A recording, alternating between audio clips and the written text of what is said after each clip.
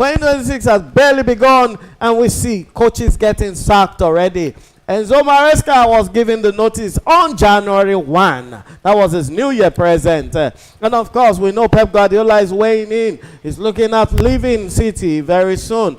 AFCON history is being rewritten. Liverpool still searching for redeem. And January transfers are exploding into life. And what does AFCON teach us exactly concerning the logic of football? And what January signings are we looking at? Okay, so Chelsea has kicked off the transaction for today. And we're looking at their 2026 bang. It was a big bang when we heard that news on the 1st of January. And another good kind of news you expect to hear from a team that is sitting number 5 on the log, on the prestigious EPL, and they're hopeful to break into the top 4. And that is the present World Club champion. And that's going to be the World Club champion for the next 3 or 4 years to come. All those accolades won by Enzo Maresca, and poof, Chelsea will lay him off at 1 goal, January 1. Another chapter added to Chelsea's revolving door era. This isn't just about one manager, it's about identity, it's about patience, it's about power at one of the England's biggest clubs. So, do you think Maresca was given enough chance? Aside all these rumors and all these G's and all these backdoor things, do you think he was given the real chance? Or from day one, it was just inevitable. He just had to cope. Well, looking at Chelsea, I think it's inevitable because Chelsea record with managers.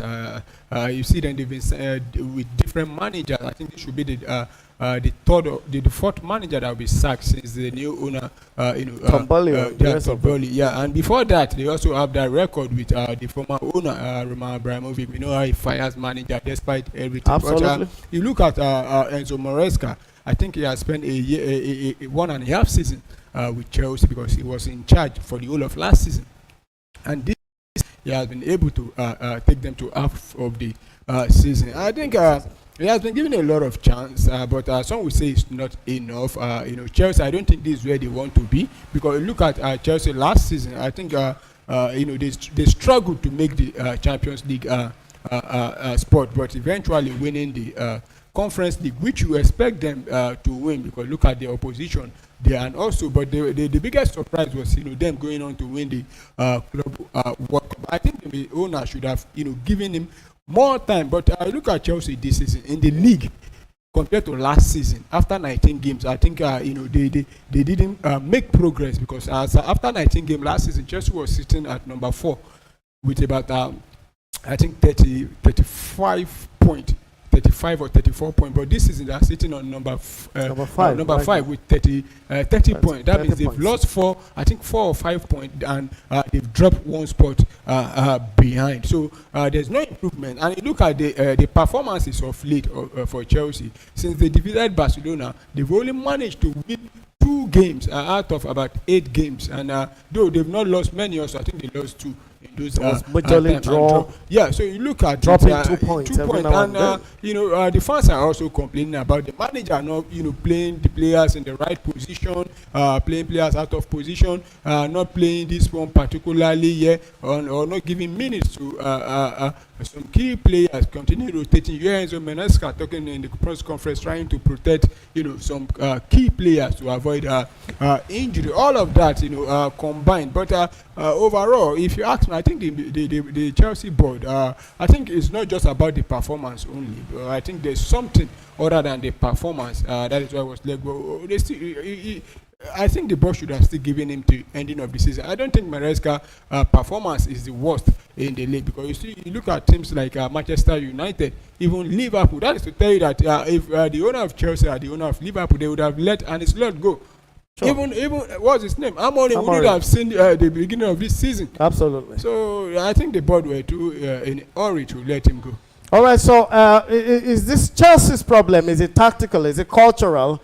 Or is it structural at the ownership level? Because you mentioned Abramovich also doing this kind of stuff, and now Tomboli and his crew have been doing this. They laid off like 4 coaches in the last 3 seasons, and Is this a cultural problem for them? Yeah, I think it's a cultural problem. It's becoming part of. It has become part of Chelsea. They are known to let managers go. Even when you go to a viewing center with the Chelsea fans, once they are not winning, the next thing you hear is them that they should sack this one. They should let him go. Even the fans believe that after maybe 2-3 games you fail to get probably get wins, they start thinking of letting you go. So I think it has become part of their culture. So it's not new.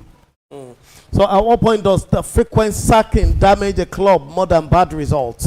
If you look at the last 5 seasons, since the last time Chelsea won any major trophy, perhaps the Champions League in 2022, but let's take a look at the last time they won the EPL. 21. They won the Champions League. Champions League, and then 2017 was the last for time the last EPL they won, which is about 8 seasons ago. Would you think that the sacking coaching problem is responsible for this? I think it is, because some will say, since they've been sacking, changing manager, they've been winning. Yeah, most of it happens like that at times. But changing manager week in, week out continue to affect the players, and it affects performance. As it stands now, even the players, they are not sure of who to manage them going into the game against Manchester City, which is going to affect them psychologically also, because you hear rumor that they are bringing a manager, but they've appointed the under 21 manager to oversee. To manage the club. Yeah, but even the manager, look at the press conference he had today. He wasn't even sure if we will be there at Chelsea tomorrow. It was sounding like he's not even aware of some things going on at the club. So changing manager week in, week out, or season out, I think it affects the club, it affects the players, or it even affects the fans as a whole. You look at Chelsea, they spent a lot. I think look at how, in fact, from the time Tudboli took over till now, I think if based on what they've spent, I think they should have won the league and have a even though you don't have win the league, you should have a stability at the club. Look at Chelsea now; they lack consistency. So I think changing of manager all the time is not the ideal way to go. At least you give the manager a tangible time to mold a club and build a team. Even Pep Guardiola in his first season at Manchester City, he didn't deliver. If it were to be Chelsea, probably he would have been let go. And thereafter, he won seven titles for them. Oh wow! So you heard it, Chelsea fans. You heard it, football fans all over the world. Chelsea seem to be too hasty at the board level about laying off of their coaches and their managers. And so from there, we move on straight to Guardiola reacts to Maresca's exit. Still on Maresca's exit. And then right now, Guardiola has spoken. Pep Guardiola calling Maresca incredible and hitting that timing, stability, and luck play massive roles in managerial success. It's subtle but powerful contrast between Man City's stability and Chelsea's turbulence. Pep didn't defend Chelsea, he defended the profession. So, does Guardiola's reaction expose how unforgiving modern football has become? Yeah, definitely. First of all, Guardiola and Enzo Maresca, they've been friends, they've worked together. Maresca worked under Pep Guardiola before he went over to the Championship to took the job of Leicester City and to Chelsea. And of late, he has been thought to be the one to replace Guardiola. So you have it's normal for Guardiola to feel a little bit of concern for the Italian that has been let go now. But if you ask me, like I said earlier on, if Guardiola were to be at Chelsea in his first season, or probably even last season, because we see Manchester City lose about 6 games in a row without a win. I don't think Enzo Maresca has even lost 3 games in a row since he joined Chelsea. But we saw Guardiola losing week in, week out last season. And they lost about 10 games. 10 games. So I think Guardiola is just feeling, for Enzo Maresca at the same time, looking at his own position. If thinking, wow, if I were to be at probably Chelsea or other clubs, I might have been, sacked easily. Okay, so I want to take this straight on. Do you think if Maresca was given more time, he could have actually brought Chelsea up? the way he was building those boys? Yeah, I think so. At the same time, he should be given the freedom to be able to to get his own players, because Chelsea at the club, it's the clubs that brings the players, not the manager. So it's very difficult for you as a manager when the board and the one making decisions about the kind of player they want, not necessarily the type of player you want. So it's going to be very, very difficult. Even if you like, give the player the manager 10 years, but you keep on bringing players left and right. Probably even the ones so that are not. You're actually tying his hands back, the ones that and then you're telling him to shoot. To shoot. So I think if you want to give a manager the benefit of that, at least also give him the benefit of making decisions when it comes to players coming in and players going out. Right. So is stability now the biggest competitive advantage in allied football? Let's compare them to what's happening at City. Guardiola has gone like 8 or 9 seasons in City, and we can see how elitist they have become. Yeah, I think we should compare with Arsenal, because I look at Mikel Arteta. He hasn't won much with Arsenal since he joined. Just one trophy in his first season there. But you look at Arsenal and Chelsea now. You see the stability at Arsenal. You see when you look at Arsenal, you definitely agree with me that they have where they are going. They know where they are going to, and they are on the right track going there, and they know where they are heading. But unlike Chelsea, you can't really say this is where they are going to. You can't really say this is the target, for Chelsea. But some will say they've won trophy. Yes, I think those trophy, apart from the what they call it, the Club World Cup they win, I think the Conference League was for supposedly, if Chelsea failed to have won that competition, I think they should have. In fact, not just the manager only, including the players, because Chelsea in that competition is like having an elephant in the midst of goats. So because Chelsea is too big for that competition, and you could see it on the field of play whenever they play. But the surprising one was the Club World Cup. Though some will still argue that they played the path to the final was very easier part, and they played the likes of the Brazilian Palmeiras, Flamingos. apart from the final, and some will still tell you that the PSG they played in the final was not informed this and that. But still to me, it was surprising that they win it, but unlike the Conference League. So I think overall everything, the stability and the club is not really there. Right, thank you, Paulo, for all this submission. Viewers and fans all over the world, football lovers, need to put your comments, your reactions to Paulo's comments and Paulo's analysis concerning Chelsea, Maresca sacking, Guardiola's reaction. Put them in the comment section. Let's see what you feel in our YouTube page and Facebook page of Premier Sports Fan Center. And if you haven't subscribed, this is the perfect time to click on the subscribe button. If you want to join, please click on the join button, and then you'll be part of the house. We'll appreciate that. We'll definitely be in touch with you.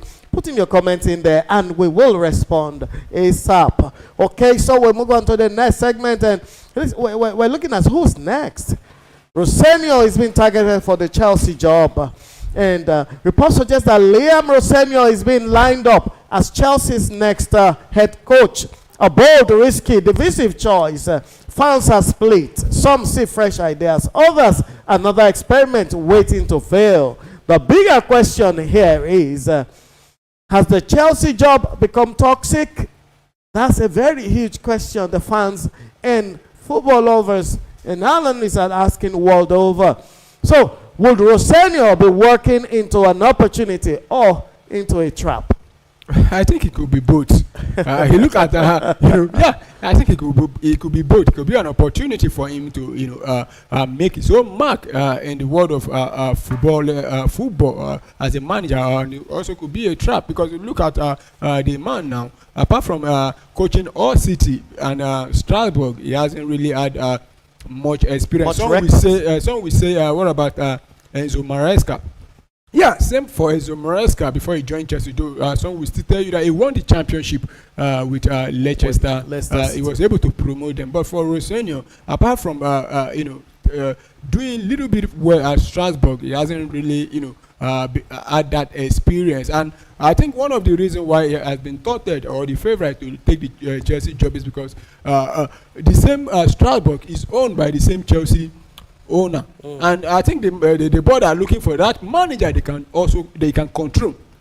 the one that they can be able to come. Because if you ask me, I don't think it's better than Enzo Maresca. If Chelsea fans are complaining that Enzo Maresca plays players out of position, I think they've not seen Rosenia also. He does the same thing, and I think he even played probably I think 3 at the back, which I don't think Chelsea fans would like to see. So I think it might be a trap or an opportunity for him at the same time. Okay, so what profile does Chelsea actually need right now? Because a proven elite or a long-term builder? What do you suggest? Well, it depends on the board. So what do you suggest to them? I think they should, look for a proven elite manager. What I'm saying that is because they have young players that still need to learn. So they need a proven manager, elite one that can guide those players, not inexperienced manager.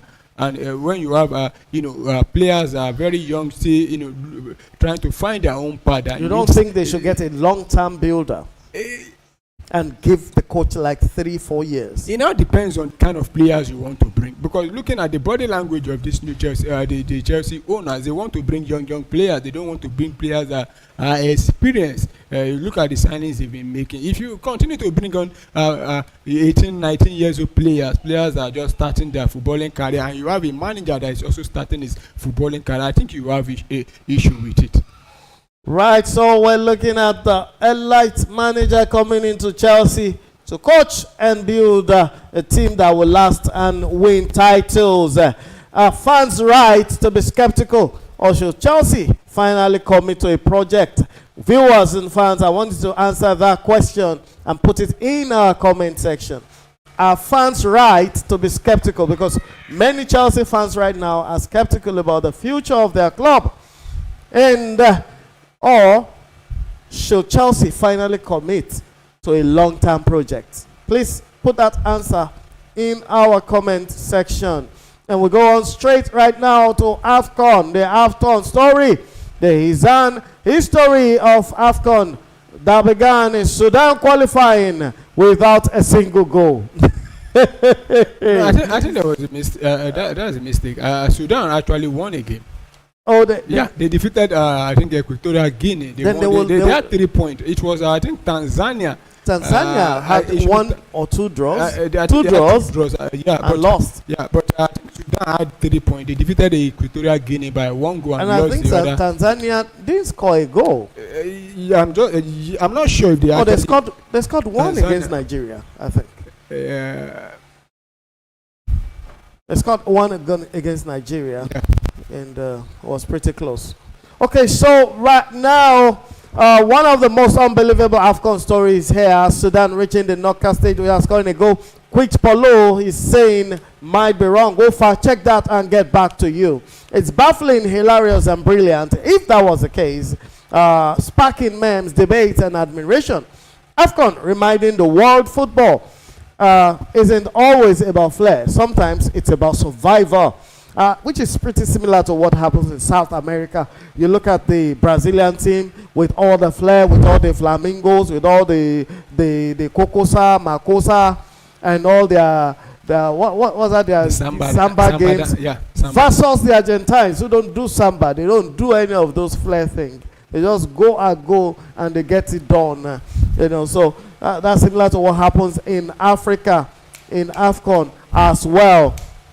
And we're looking at a couple of things right now. And one of the most hilarious things is that, as it is, AFCON is reminding the world of football. And AFCON is saying that, look, football is not only in Europe, football also happens in Africa. So is Sudan's qualification genius game management or anti-football? Okay, let's just assume that that's the situation. Would that be genius management? And what does this say about the tournament versus league football? Well, Sudan had 3 points. I think we should talking about teams like Tanzania. They had 2 points and qualified. Some teams failed to win and still.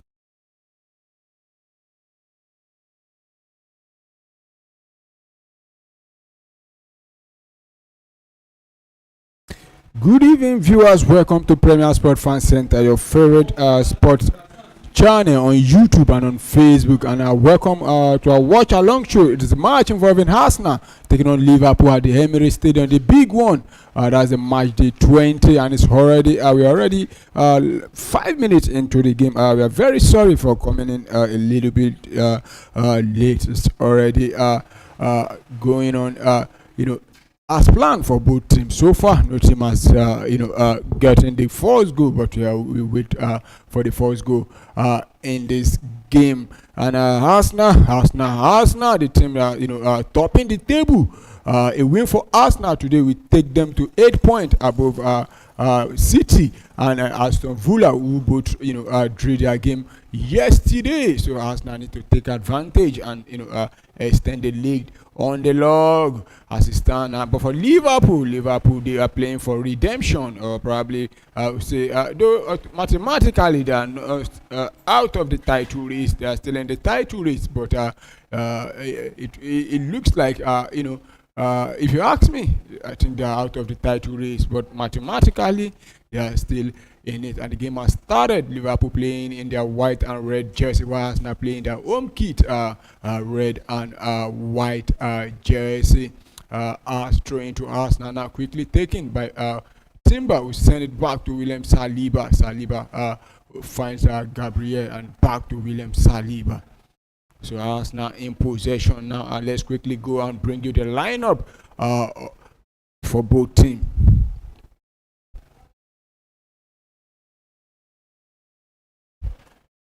We'll have to start with Arsenal, the home team, because Arsenal are playing a 4-3-3 formation, the same formation 11 that started the game against Brighton and Hove Albion the other day. In goal is David Raya. You have a four-man defense of William Saliba, Gabriel. You have both fullback Nkepai and Jurgen Timber. While in the middle of the park there you have Zubimendi, Declan Rice, and Martin Odegaard. While Leandro Trossard, Leandro Trossard, Victor Gyökeres, and Saka, starting. Yeah, sorry, it was a mistake. I think against Bournemouth, it was Martinelli and Madueke that started, not Bukayo Saka and Trossard. But here come Arsenal now attacking now. Oh, that was a block there from the Liverpool player, and Liverpool tried to clear out, but Arsenal will win back possession again. So let's quickly go back to the team sheet where we have Liverpool playing a 4-2-3-1 formation. This is a much changed Liverpool, because currently Liverpool are battling some injuries to some of their key players. In goal is Alisson Becker. You have the four defenders there. You have Milos Kekes, Virgil van Dijk, the captain, Ibrahima Konate, and Conor Bradley. While in the middle of the park there you have McAllister, Ryan Gravenberch, Cody Gakpo, Dominic Szoboszlai, Jeremy Frimpong, and Ferran Witt leading the line for Liverpool. Let's see how these players will perform today for Liverpool. So it's Arsenal who still dominate possession as it stands now, but still no goal or shot on target or shot from both teams. William Saliba now in possession for Arsenal. Try to find the run of Bukayo Saka, sending to the boys there, but he crossed there, and Jurgen Timber rather couldn't make out anything meaningful from that pass from William Saliba. But that was a very good pass to find Jurgen Timber, only for him to find the goalkeeper Alisson Becker, and Arsenal back in possession again. Tried to play and run into the box there. Still Arsenal a shot there, but that was a weak shot, and headed out by the Liverpool player there. So the Gakpo will try and win possession for Liverpool. Still Liverpool. Jeremy Frimpong tried to got it, but was dispossessed there, and the ball sent back to David Raya. Back to William Saliba from David Raya.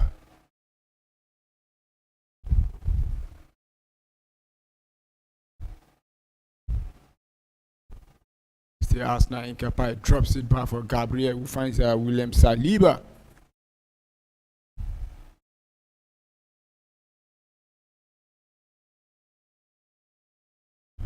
Gabriel now in possession for Arsenal. Inside the Liverpool half. Find the captain now. Drops it for Bukayo Saka. Back to Martin Odegaard. the Arsenal Odegaard holding on to possession. Moving slowly towards the Liverpool box 18 there. Finds Bukayo Saka at the edge of the box there. He has Milos Kekes there. He tried to cut back but blocked there, and it's going to be a throw into Arsenal. Milos Kekes has got to be be very vigilant on that should be a corner, not a throw. So we are going to see the first corner kick from Arsenal in this game, and we know Arsenal, they are very, very deadly when it comes to corner kick set piece. Let's see if Arsenal can open the scoring from this set piece. Bukayo Saka to deliver this one into the box. Will he be able to bring in a perfect cross and he sent one into the box there? That be but Arsenal back in possession again. Dispossessed there by the Liverpool player, dispossessing him, and he goes down. And we might be seeing the first yellow card being shown to Leandro Trossard. Anthony Taylor, the referee for today's game. I think that was a sloppy play there from Leandro Trossard there, but a very good hand there from the Liverpool goalkeeper there to point that one out there. Leandro Trossard, that was a very sloppy play, from holding on to possession to losing it and picking up a yellow card from that process. And Liverpool will regain possession back now. Moving it forward, finds Milos Kekes. Sending it back to Virgil van Dijk. To Ibrahim Konate sending it back to the goalkeeper.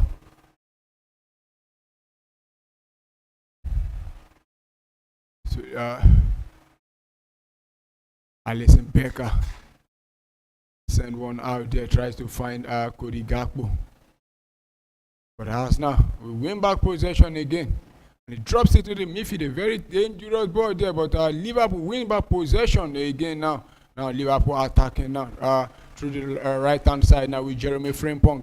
One-on-one with Kepa there inside the box 18 there.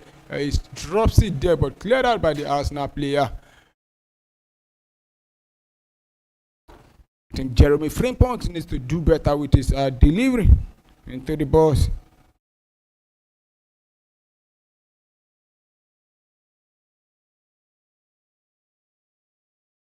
A quick look at the table. The live table now, Arsenal still sitting on first position with 49 points as it stands, while Liverpool still sitting on fourth position with 5 points, and this is the match day 21. The matches are gradually going down. We let Saliba try to run into the box, finds Uran Timber, who finds Bukayo Saka. Saka drops it there, tries to find dispossess again. That's Leandro Trossard, and he needs to be very careful because it's already on a yellow card, and he tries to win the ball back, which he does beautifully well there. So it's Arsenal now back in possession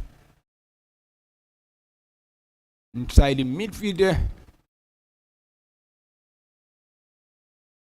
Can Arsenal take advantage of the too many absentee of this Liverpool team? I think this is a weak Liverpool lineup, though. Some will say since you have Virgil van Dijk, Ibrahim Konate at the back, including Alisson Becker, their strong side, yeah. But they are missing the services of Mohamed Salah, including Ugo Ekitike, who's out injured. Not to forget the record signing Isak, also out injured for this one. So here comes Liverpool, try to big dispossess again by Arsenal. Arsenal win possession again now. Timber still with the ball, drops it there inside the box there, find Odegaard. One touch back to Bukayo Saka. Saka tried to run on Kekes, and he caught back again. Still Bukayo Saka sending it back to Saliba, who finds Odegaard. Back to Odegaard. Drops it for Gabriel. Declan Rice now finds Leandro Trossard. The captain calling for it, and he gets it. Martin Odegaard, what is he going to do there? Drops it back for Declan Rice, and he crossed into the box there, but that was too much. But headed down there, and nobody from the Arsenal players there. And Arsenal will win back possession again with William Saliba But he has a Liverpool player all over him, but managed to find Bukayo Saka, and he cuts and beats Milos Keke, still Bukayo Saka. He has another Liverpool player to be, and he goes around again. Could this be the first goal for us now? Oh my goodness, there was nobody there. Liverpool survived that one there and cleared out. Oh my goodness, but Arsenal back in possession again. Very powerful run there from Bukayo Saka, but there was nobody to tap that one in. Still Arsenal now drops it for Bukayo Saka again, running inside the box. Could this? Oh my goodness, I think the whistle have gone, so it's going to be offside there. But that was a very brilliant play there from Bukayo Saka. Beat Milos Keke easily there, and a very good play there. Drops the pass there, but couldn't find his teammate. Also, McAllister was beaten there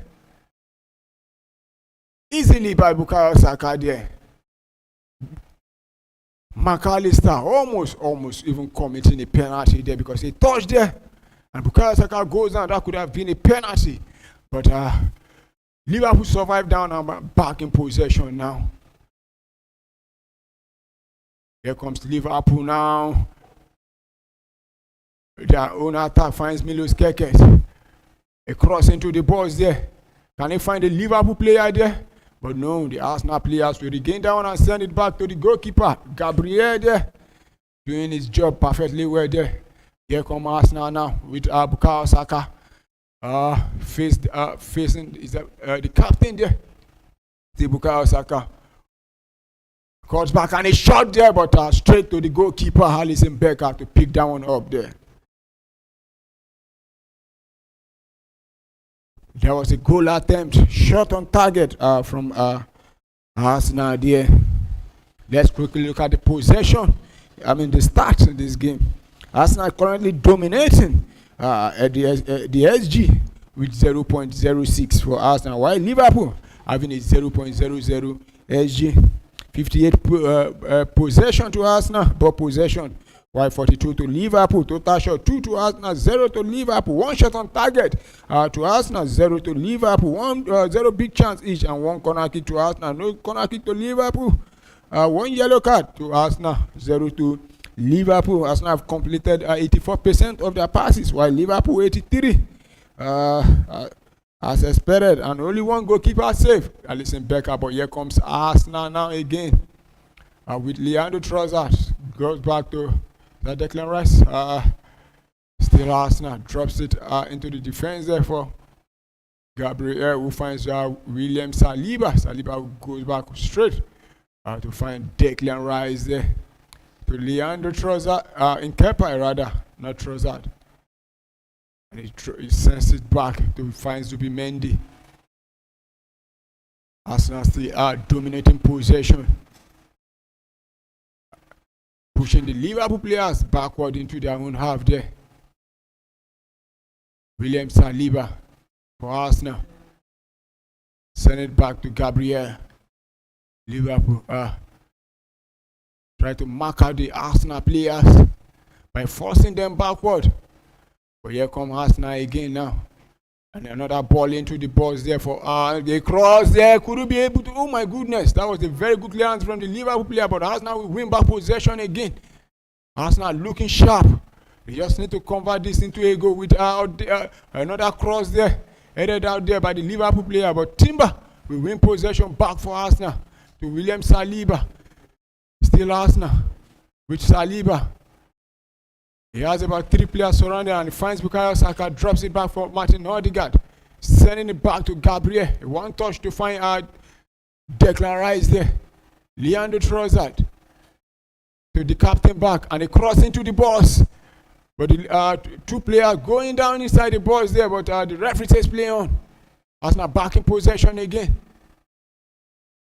Saliba, my goodness, giving the ball straight away to the Liverpool players. Can Liverpool turn the defense into attack? And he has about 3 or 4 Arsenal players all over him. But Frimpong will win that one back. And Liverpool can breathe a little bit for now. But lose possession again. Anthony Taylor says play on. Will he be able to keep down in play? I think that should be a throw into Liverpool. But the referee says no. It's going to be thrown to Liverpool. It needs to be very careful. You're already on a yellow card there. Leandro Trossard needs to be very careful. He's already on the yellow card. And I think the decision was rightly, was correct from the referee, because even from here, I can see that the last touch came off of the Arsenal player there, Leandro Trossard. So Liverpool throw. And it's going to be another throw-in, but this time to Arsenal. Ryan Gravenberch also protesting, wanting a throw-in for Liverpool, but Arsenal don't mind that. They quickly take the throw-in. Saliba to Gabriel. The Arsenal finds Gabriel to Saliba, drops it for the captain, who comes deep to collect the ball, but send it back to Gabriel again. So it's Arsenal. We're still in possession. Moving it forward now with Nkepai. Finds Nkepai rather. Declan Rice moving it forward to find Nkepai, back to Declan Rice. Uren Timber. Stay Timber. Goes back to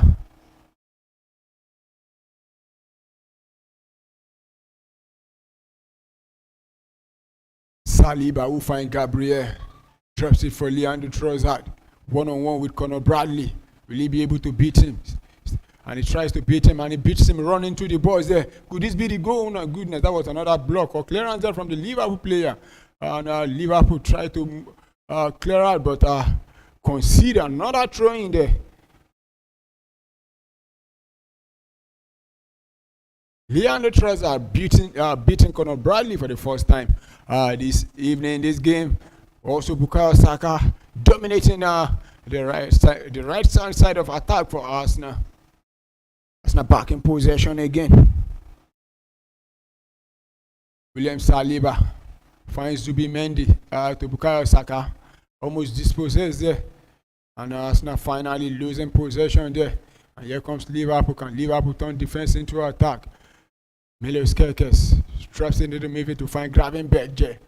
Gravenberch moving it forward now. Pushing the Arsenal players back into their own half.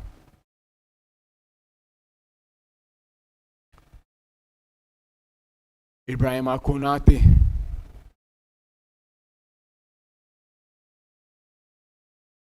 Liverpool enjoying a little bit of possession right now.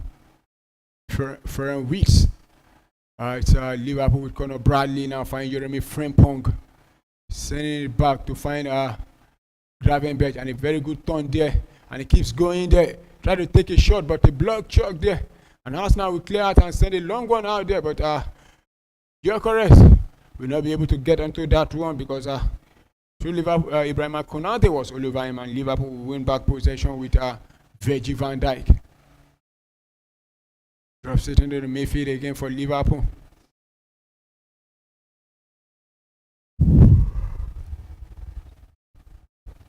So Liverpool enjoying possession right now.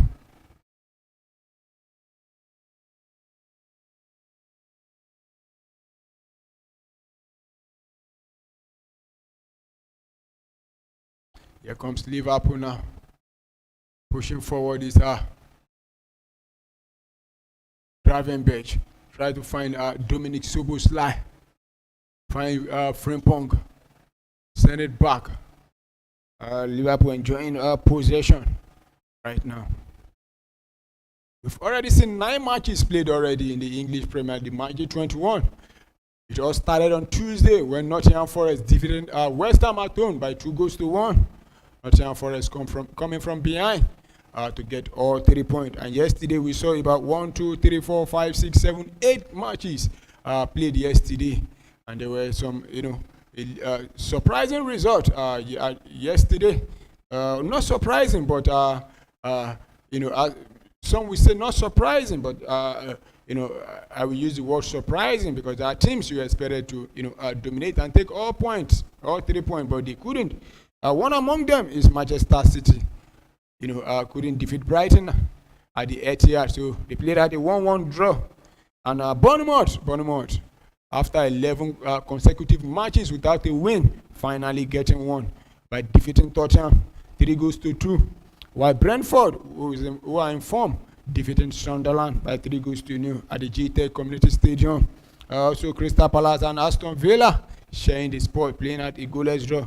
Everton and Wolves played at 1-1 draw also. While Fulham, the West London side, defeating another West London team by defeating Chelsea by 2-1. But in the meantime, here comes Liverpool now, and that was a one touch there. But could this be the goal? My goodness, he the woodwork, but still Liverpool can Liverpool. Oh my goodness, that was a very good opportunity for Liverpool to take the lead, but still Liverpool, and it costs down. But and it goes down. Anthony Taylor says, "Play on." Oh my goodness! Despite the pressure from Arsenal, but it looks like Liverpool are the closest to open the scoring. I've come closest to open the scoring, but Liverpool, I think that was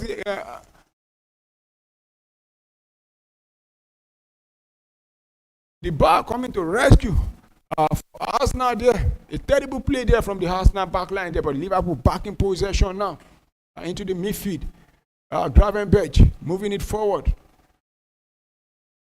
Ibrahim Frimpong try to still with Jeremy Frimpong. He calls back there and he cross into the balls there. I think that should be a corner kick. Yeah, but Timber wants a goal kick. But looking at that, the replay again there, a very good play from Liverpool there, and a terrible. I don't understand what was the confusion there.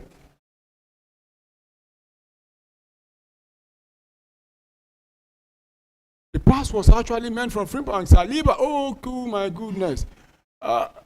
What? David Raya almost gave the ball away to Liverpool. I think lack of communication between him and Saliba. So Arsenal now back in possession.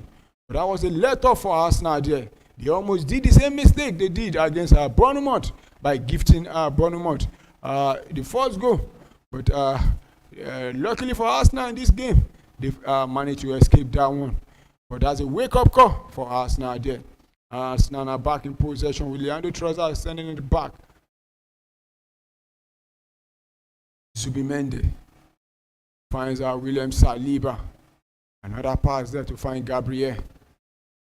The Arsenal are in possession now. One touch between Zubimendi and Gabriel to find Leandro Trossard. Tries to cut Frimpong, but Frimpong with hold off. I think that should be a throw into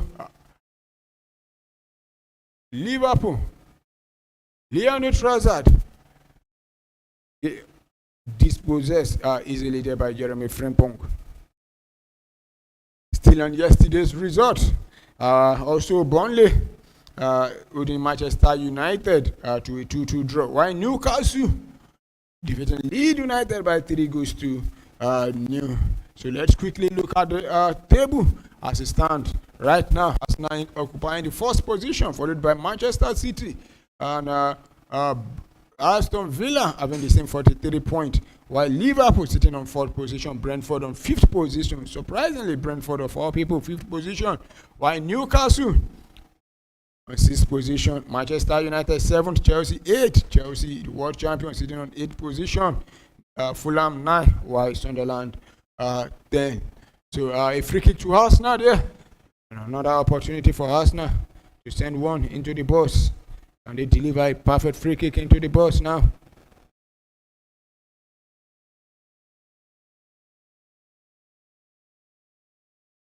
So Declan Rice to take this one for Arsenal.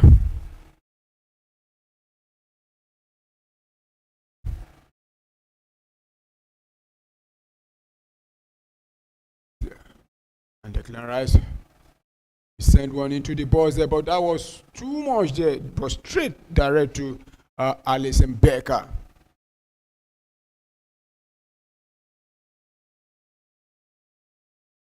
And a long one there trying to find Cody Gakpo. But that was too much for Arsenal. We win back possession there. Throwing to Arsenal, quickly taking.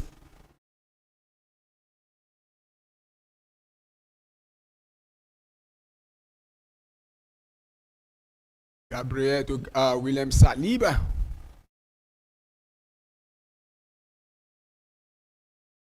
Going back to Gabriel.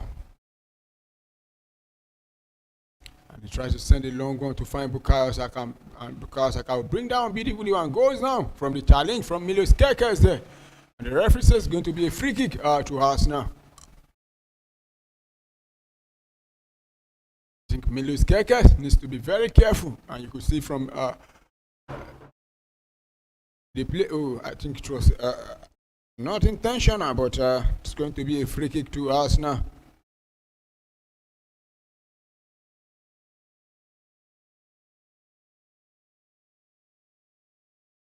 And Declan Rice whipping another ball into the box for Arsenal. Bukayo Saka looks like he's in pain, but he's on his feet. But still walking gingerly.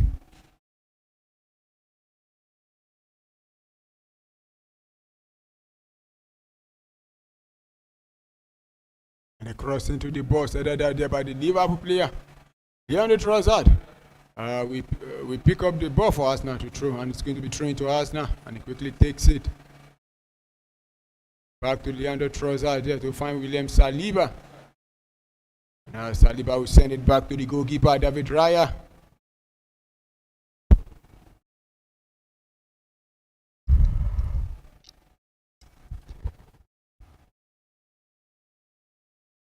Raya to William Saliba.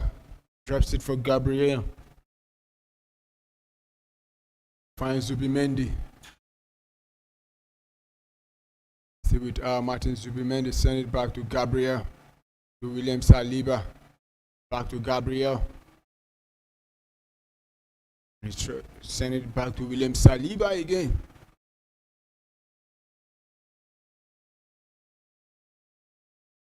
Find Duran Timber. Timber to Martin Odegaard. And Odegaard will send it back to the goalkeeper. David Raya, who takes a touch and find Gabriel.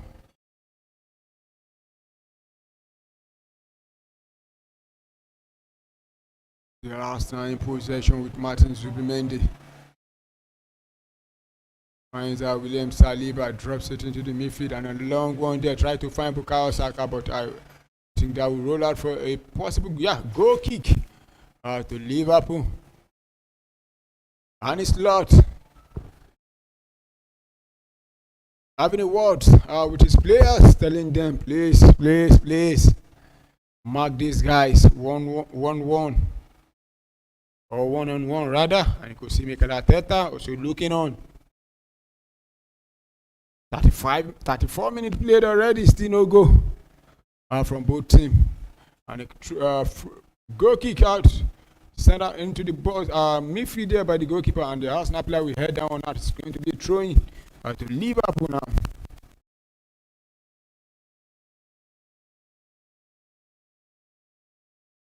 And now throwing taken for Liverpool, and he sent it back to the goalkeeper, who finds Ibrahim Konate. Still, we've not seen much from Victor Gyökeres in this game. We've not seen much from him. So, Liverpool didn't try to build out from the back there. They've won it throwing. And it's raining out there at the North London Stadium. Mikel Arteta having word with his assistants. And Liverpool now try to build up again with Jeremy Frimpong running down with his pace there. Will he be able to get onto this one? And he gets in and he goes down. And the referee says no foul there, but still on the floor there inside the Arsenal box. Arsenal now trying to play out. Still Arsenal in possession. Jeremy Frimpong still on the floor there. But play continue. With Timber now moving the ball forward for Arsenal. Can Arsenal take advantage? Bukayo Saka 1-on-1 with Kerkez. He turns to the right and turns to the left. Still with Bukayo Saka. Sending it back there to find Odegaard drops it for Zubimendi to Rice. Leandro Trossard inside the box 18 there. Can Arsenal take advantage? And oh my goodness. And I think there's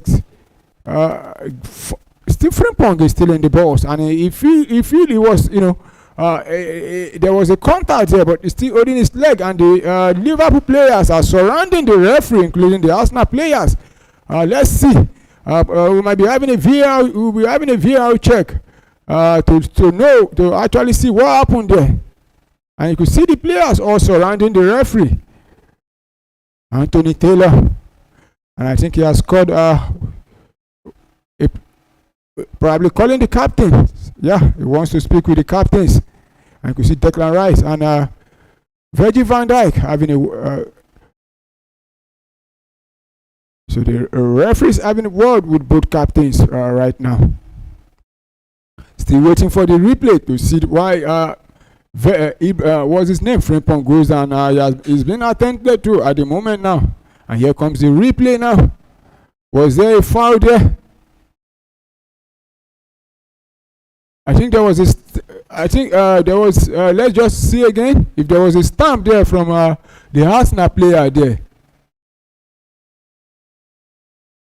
It looks like Incapai there, but let's see what the VAR, if it's been checked or not.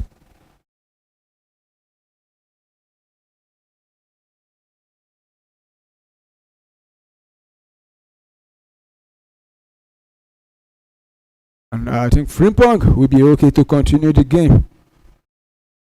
I think the VAR have checked, and referee said nothing there.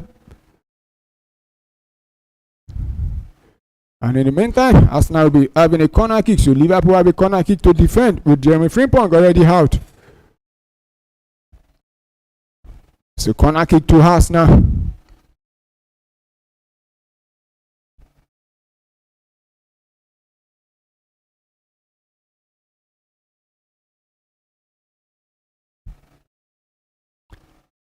Bukayo Saka to take this corner kick for Arsenal.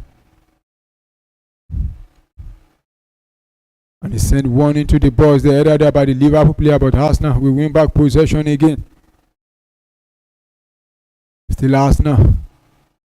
Running down a cross into the box. Nobody beats everybody, but can Bukayo Saka keep down alive? Yes, he does. Still Bukayo Saka sending it back to Martin Odegaard. And a cross into the box again from Zubimendi, headed down there, and another headed out there by the Liverpool player.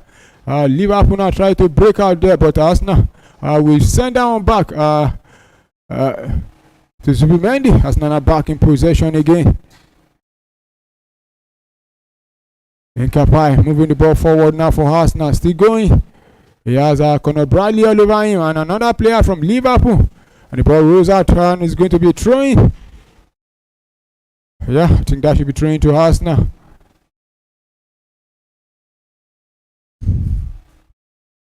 There was nobody there to tap that one in for Arsenal. So Arsenal back in possession again. With Saliba. Finds Timber. Sending it back to William Saliba. 40-minute played already. Still no go to report from both. No go to report. But Arsenal back in possession again inside the half of Liverpool.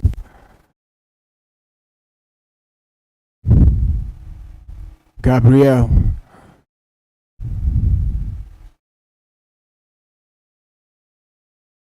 Still Arsenal with Gabriel. Another long one there. Finds Bukayo Saka. He drops it there for the captain, Martin Odegaard, who goes back to find Saliba. Saliba to Timber. And still Arsenal. Leandro Trossard in Kepa rather. Frimpong and Gravenberch forcing him to go back.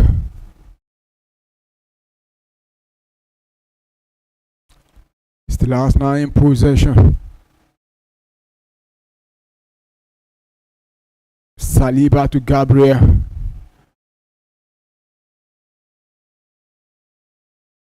Gabriel one touch there with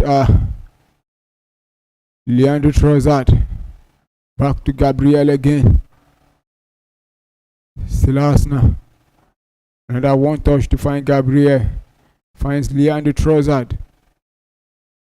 Back to Gabriel. Drops it for Zubimendi, who finds William Saliba. Bukayo Saka. So Durant Timber. Still Timber goes back to find Bukayo Saka. And that was a very good cross there from and Timber sent one into the box there. No Arsenal player again at the end of that one. And Liverpool will try to break up, but Declan Rice will win back possession for Arsenal again.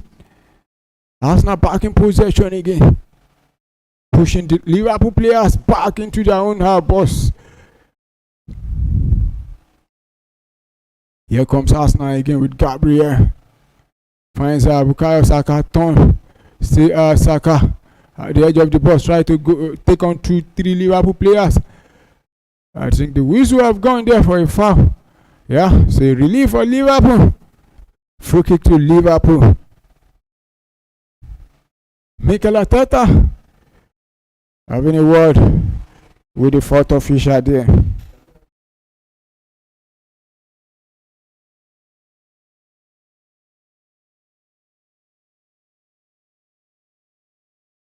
We are still waiting for the first goal in this game. 42 minutes played already. No goal. And Liverpool lose possession again to Arsenal with Bukayo Saka try to take on 2 players from Liverpool again, but it was stopped there. And this time Zubimendi will clear that one out. So it's going to be goal kick to Liverpool.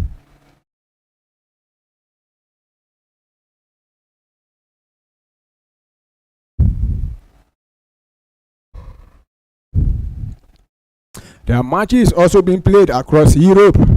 Yesterday we saw the Super Copa, the Spanish Super Cup rather.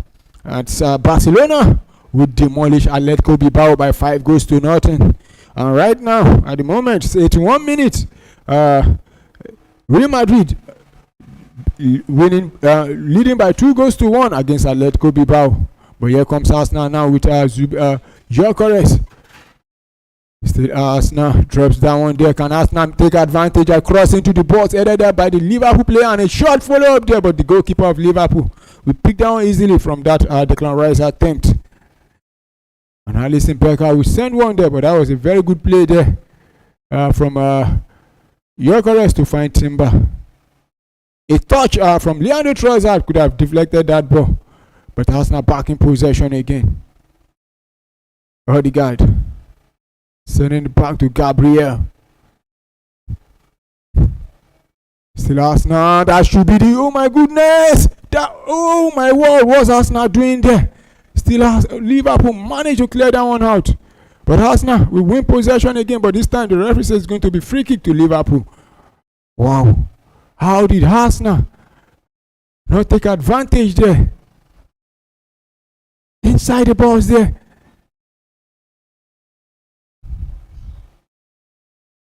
Bukayo Saka couldn't take the shot,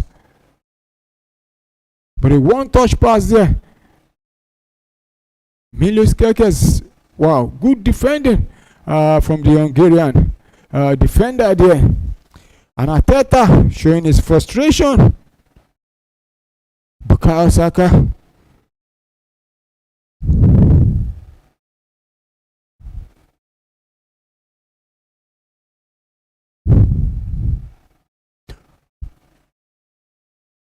So Liverpool back in possession.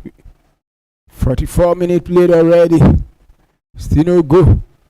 Kerkez will send it back to find the captain, Virgil van Dijk.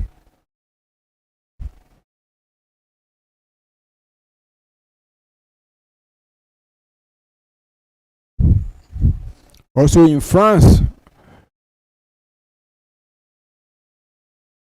the Super Cup match between PSG and Marseille actually ended 2-2 full time, but PSG winning on penalties. So it means PSG defeating Olympique Marseille. While in Italy, 2 games, 2 matches, one game already gone down earlier on. Cremonese, who played at a 2-2 draw against Cagliari. At the time, Cremonese were leading by 2-0, but Cagliari came back to take a point in that one. And right now, guess what? It's halftime at the San Siro there. AC Milan losing at home to Genoa. AC Milan, of all people, losing to Genoa. And looking at the replay again, I think it was even Frimpong who actually stepped on the Arsenal player there. So the decision to not award Liverpool a penalty there is spot on.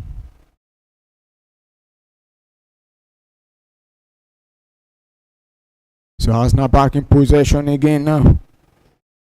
2 minutes has been added into the after the 45 minutes has been played. Can Arsenal or Liverpool take a halftime lead? Still Arsenal now. Can Frimpong? Oh my goodness, that was too much for Timber.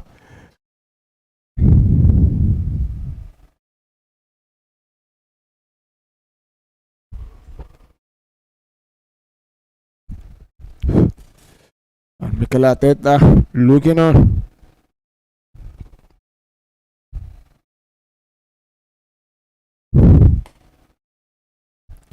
So goal kick to Liverpool. This might be the last kick in this first half. Yeah, and rightfully so. The referee has signaled for the halftime. So after 45 minutes, nothing to separate both teams. So it's Arsenal 0, Liverpool 0 at halftime. What a game we've seen. Both teams try to eat each other on the break, but Arsenal have dominated Liverpool in this game. Let's quickly look at the stats. So we start with the SG. The Arsenal have dominated Liverpool by 0.30, while Liverpool 0.14. The ball possession rate, Arsenal 60%, Liverpool 40%. Total shot 6 from Arsenal, while 3 to Liverpool. 2 shots on target from Arsenal, 0 to Liverpool. 0 big chance from both teams, while 2 corner kick to Arsenal, 0 to Liverpool. 1 yellow card so far, and it's gone to Arsenal. That's Leandro Trossard. No yellow card to Liverpool, but Arsenal have completed more passes than Liverpool. Arsenal have completed 91% of their passes, while Liverpool 86% of their passes. Arsenal have made a total of 293 passes and completed 266, while Liverpool making 197 passes and completing 170. Goalkeeper save 0 to David Raya has not made any save in this game, while Alisson Becker has made 2 saves for Liverpool. So our viewers, we've seen 45 minutes already. Still nothing to separate both teams, but let's quickly look at the bench. Let's see if the players that are the bench for both teams. Let's know if there's a players that they can call in. We start with Arsenal. Kepa Arrizabalaga is the reserve goalkeeper on the bench for Arsenal, while Ibere Chieze, Gabriel Jesus, Lewis Kelly, Noni Madueke, Gabriel Martinelli, Mikel Merino, Christian Norgard, and Benjamin White all on the bench for Arsenal. While for Liverpool, they have Mama Davishli, the Georgian goalkeeper, on the bench. Also Woodman on the bench, another goalkeeper for Liverpool. Sporting the number 14 jerseys, Federico Chiesa on the bench for Liverpool. Joe Gomez, Curtis Jones, Leon Gomora, Teron Ioni, Ramsey, and Andrew Robertson all on the bench for Liverpool. So let us know your thoughts, what to make out of this first half, and also the players on the bench. Do you think the managers should make changes at halftime, or you think they should still stick to the 11? A win for Arsenal would take them to 8 points clear of second place, which is Manchester City. Manchester City occupying second position based on goal difference, because Aston Villa too also on the same point with Liverpool. With Arsenal rather. A way for Liverpool will still keep Liverpool in on fourth position on the log, but it will only strengthen their position against the teams behind them. So I think both teams desperately need all 3 points in this game, but so far still no go to reports for both teams as it stands. So let us know your thoughts, your prediction for halftime. You can message us on Facebook and on YouTube. We'll definitely read them out. But we'll quickly go for a commercial break. After the commercial break, we'll read out some stats about the players taking part in this one. So see you after this break.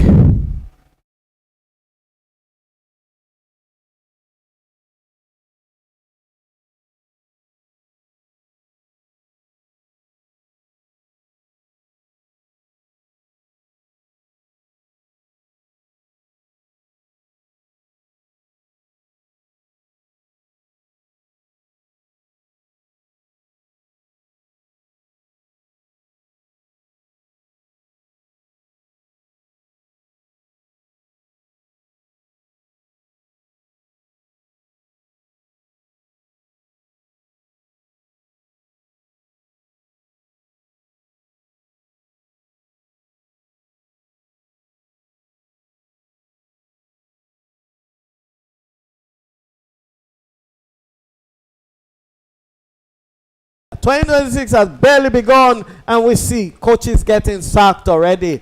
Enzo Maresca was given the notice on January 1. That was his New Year present. And of course, we know Pep Guardiola is weighing in. He's looking at leaving City very soon. AFCON history is being rewritten. Liverpool still searching for redeem. And January transfers are exploding into life. And what does AFCON teach us exactly concerning the logic of football? And what January signings are we looking at? Okay, so Chelsea has kicked off the transaction for today. And we're looking at their 2026 bang. It was a big bang when we heard that news on the 1st of January. And another good kind of news you expect to hear from a team that is sitting number 5 on the log, on the prestigious EPL, and they're hopeful to break into the top 4.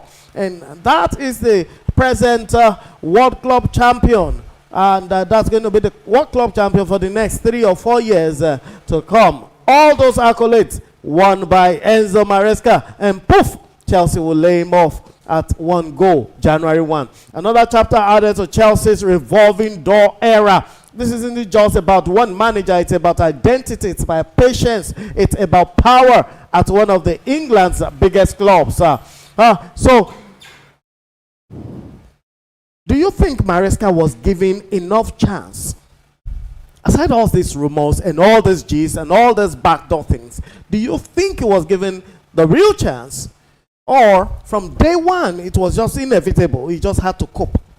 Well, looking at Chelsea, I think it's inevitable because Chelsea record with managers, you see them they've been with different managers. I think this should be the fourth manager that will be sacked since the new owner, Tomboli. Yeah, and before that, they also have that record with the former owner, Roman Abramovich. We know how he fires manager despite everything. Absolutely. But, you look at Enzo Maresca. I think he has spent a year, 1.5 season with Chelsea because he was in charge for the whole of last season. And this he has been able to take them to half of the season. I think he has been given a lot of chance, but some would say it's not enough. Chelsea, I don't think this is where they want to be because look at Chelsea last season. I think they struggled to make the Champions League spot, but eventually winning the Conference League, which you expect them to win because look at the opposition there, and also, but the biggest surprise was them going on to win the Club World Cup. I think the owner should have given him more time. But look at Chelsea this season in the league compared to last season, after 19 games, I think they didn't make progress because after 19 games last season, Chelsea was sitting at number 4 with about I think 35 points. 35 or 34 points, but this season they are sitting on number 5 with 30 points. That means they've lost 4 or 5 points, and they've dropped 1 spot behind. So there's no improvement. And you look at the performances of late for Chelsea since they defeated Barcelona. They've only managed to win 2 games out of about 8 games, and though they've not lost many, also I think they lost 2. Those majorly draw. Yeah, so you look at dropping 2 points, and the fans are also complaining about the manager not playing the players in the right position, playing players out of position, not playing this one particularly or not giving minutes to some key players, continue rotating. Enzo Maresca talking in the press conference, trying to protect some key players to avoid injury. All of that combined, but overall, if you ask me, I think the Chelsea board, I think it's not just about the performance only. I think there's something other than the performance. That is why I was let go. I think the board should have still given him to ending of the season. I don't think Maresca performance is the worst in the league, because you look at teams like Manchester United, even Liverpool. That is to tell you that if the owner of Chelsea or the owner of Liverpool, they would have let Ancelotti go. Sure. Even what's his name? Amorim would have seen the beginning of this season. Absolutely. So I think the board were too in a hurry to let him go. All right. So is this Chelsea's problem? Is it tactical? Is it cultural?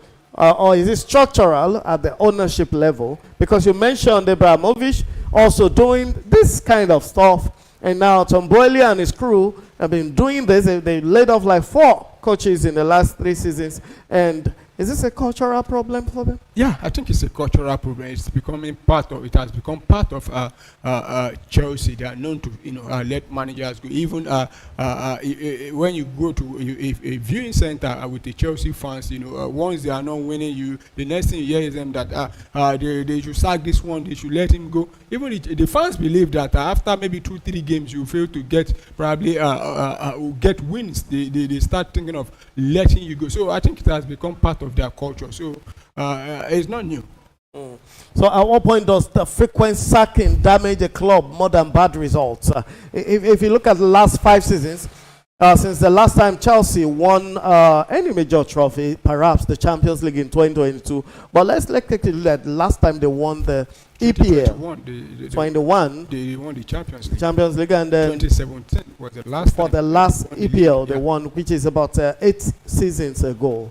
Would you think that the sacking coaching problem is responsible for this? I think it is, because some will say, since they've been sacking, changing manager, they've been winning. Yeah, most of it happens like that at times. But changing manager week in, week out continue to affect the players and the affect performance. As it stands now, even the players, they are not sure of who to manage them going into the game against Manchester City, which is going to affect them psychologically also, because you hear rumor that they are bringing a manager, but they've appointed the under 21 manager to oversee, to manage the club. Yeah, but even the manager, if you look at the press conference he had today, he wasn't even sure if we will be there at Chelsea tomorrow. It was sounding like he's not even aware of some things going on at the club. So changing manager week in, week out, or season out, I think it affects the club, it affects the players, it even affects the fans as a whole. You look at Chelsea, they spent a lot.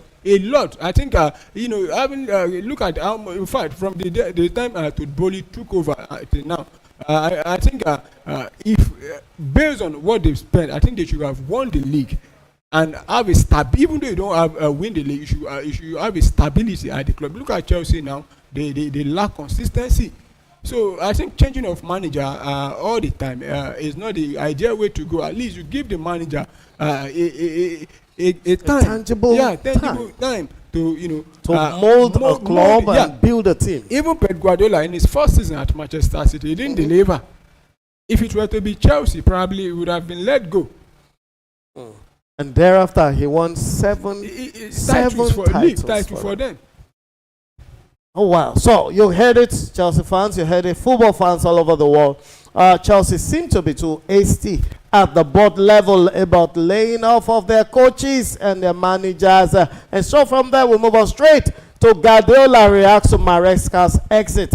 Still on Maresca's exit. And then right now, Guardiola has spoken. Pep Guardiola calling Maresca incredible and hitting that timing, stability, and luck play massive roles in managerial success. It's subtle but powerful contrast between Man City's stability and Chelsea's turbulence. Pep didn't defend Chelsea, he defended the profession. So, does Guardiola's reaction expose how unforgiving modern football has become? Yeah, definitely. First of all, Guardiola and Enzo Maresca, they've been friends. They've worked together. Maresca worked under Pep Guardiola before he went over to the Championship to took the job of Leicester City and to Chelsea. And of late, he has been thought to be the one to replace Guardiola. So you have it's normal for Guardiola to feel a little bit of concern for the Italian that has been let go now. But if you ask me, like I said earlier on, if Guardiola were to be at Chelsea in his first season, or probably even last season, because we see Manchester City lose about 6 games in a row without a win. I don't think Enzo Maresca has even lost 3 games in a row since he joined Chelsea. But we saw Guardiola losing week in, week out last season.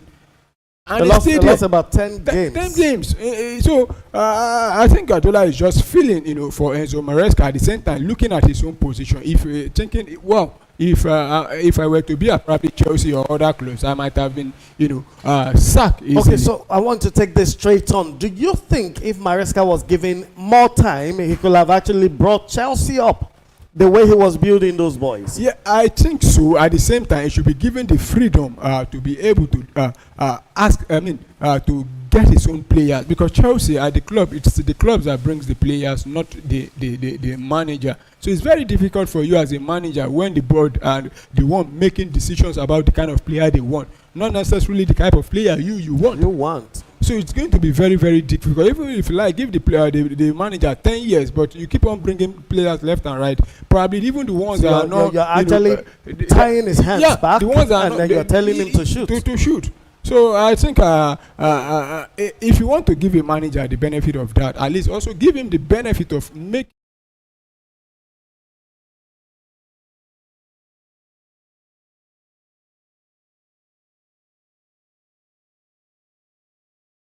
Welcome back, viewers, and the 45 minute, the second half rather, has already commenced with Arsenal starting the replay. This time, Arsenal will be playing from right to left, while Liverpool will be playing from left to right. So it's Arsenal who are back in possession. No changes from both manager at the moment. So we expect both players that started the game, to continue till probably when the managers decide it's time for. Players on the bench to come in. So at the moment now, Arsenal in possession, pushing Liverpool backwards into their own half. Still Arsenal moving it forward.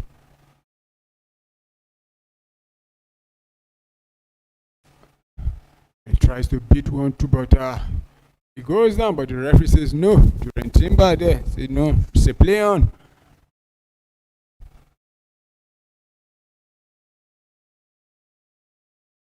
Mikel Arteta looking on.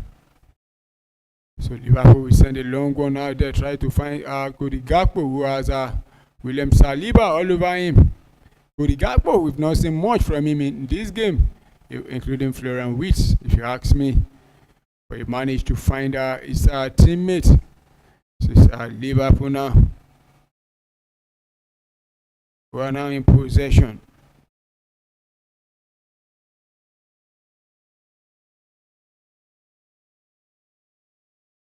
Gakpo. Find Wirtz there, and he send it back to Cody Gakpo, who drops it backward now to find the captain, Virgil van Dijk, finds Gravenberch. One touch there with Dominic Soboslai, and back to the captain, who sent a long one to find Jeremy Frimpong. One-on-one with Nkapai. He drops it into the midfield. Still Liverpool with Gravenberg.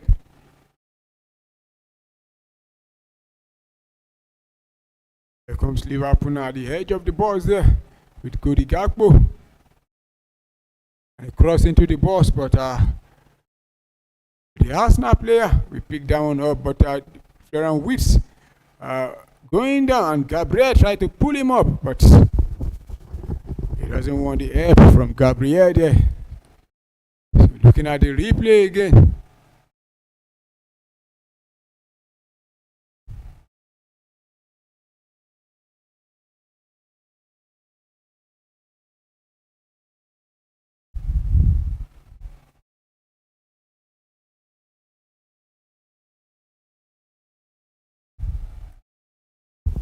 I think Arsenal needs to be very careful so as to not commit a penalty, because Florian Wirtz going down there, and it looks like the penalty, the VAR has been checked, and the referee says play on, no penalty. I think this is the second time the Liverpool players will be wanting a penalty, but the VAR and the referee will be saying no. It's not a penalty, so Arsenal back in possession. But that was a very, very dangerous marking there. If you ask me, from the Arsenal player there, Leandro Trossard, who is already on a yellow card, and Kepa there try to go against her. This is going to be a goal kick to Liverpool. Ibrahim Konate and Frimpong doing the defending there. Another let off for Arsenal there. And Leandro Trossard, I think Mikel Arteta should be thinking of,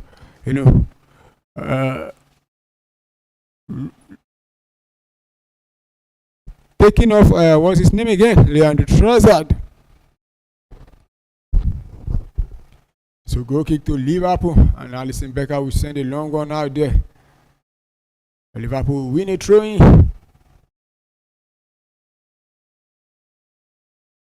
The throw-in taken quickly for Liverpool. Liverpool moving it forward now into the half of Arsenal, now attacking from the left-hand side there, and they sent one across the field there, but that was too much for Milos Kerkez to, pick that one up. So it's going to be a goal kick to Arsenal.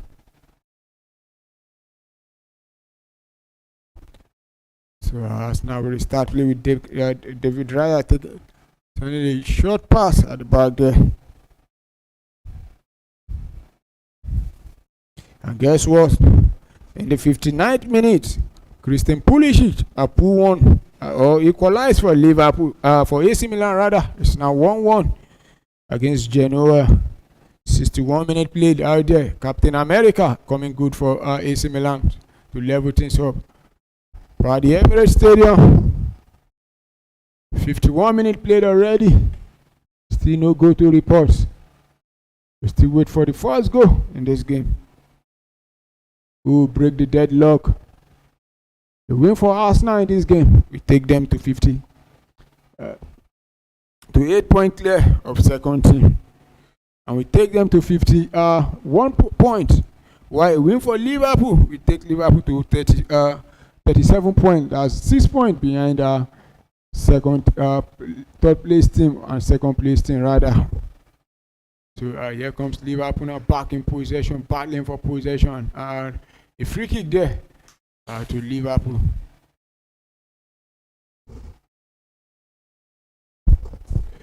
Florian Wirtz winning free kick for Liverpool.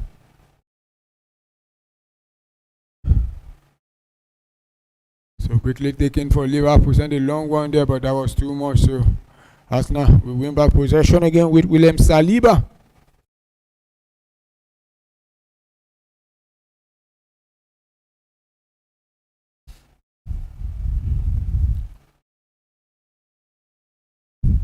Arsenal back in possession.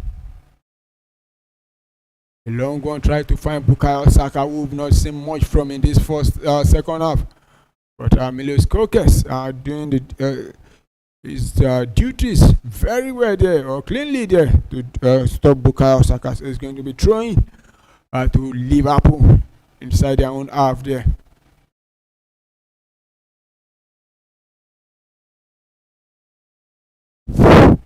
Only two teams so far have defeated Arsenal this season, and one of them is Liverpool. Liverpool was the first team to defeat Arsenal this season, followed by Aston Villa. But here comes Liverpool now. Will he be able to get onto that one? There he has 2-3 players all over him. Jeremy Frimpong still with the ball, and the Arsenal players quickly coming back to cover up the defense. And you have about 4 or 5 Liverpool players also are pushing forward. Still Liverpool, and the cross into the balls there. Still Liverpool, but send that one back. I think Liverpool have gradually grown into this game, starting from the ending of the first half, and in this second half, I think they've hold on to possession very well, move the ball quicker than they did in the first half, but losing possession again. Right now, Liverpool win possession again back.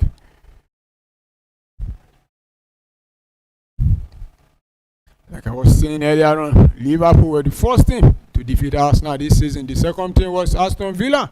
But guess what? In the return leg against Aston Villa, Arsenal also defeating Aston Villa. Can Arsenal also revenge against Liverpool? Only time with there. So Liverpool holding on to possession there.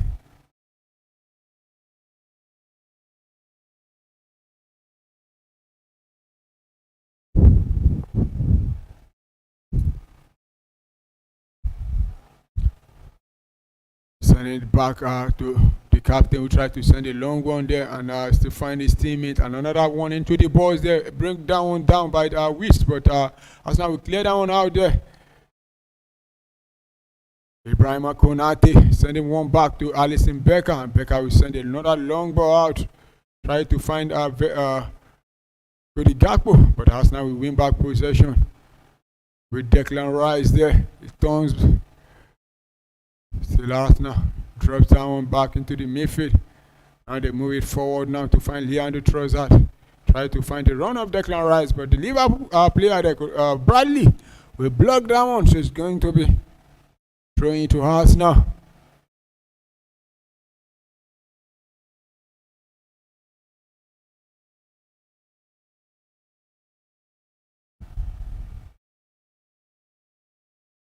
So in Kepa, we come over to take the throw in for Arsenal, and he send it backward there to find Gabriel.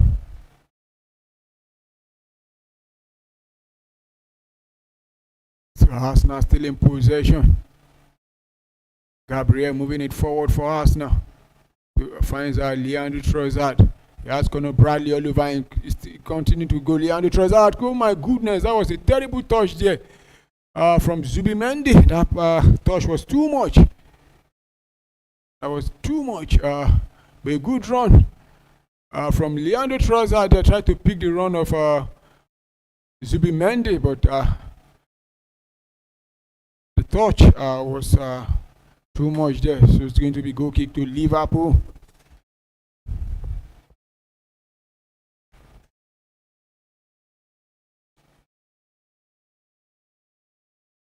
And there's a Liverpool player down, or the Arsenal player rather, not Liverpool, and it's in Kepa, and it's about to be withdrawn because Miles Lewis-Kelly is coming on to replace him. Another injury news for Arsenal. No Ricardo Califori so far for Arsenal. Also Matt Dorman.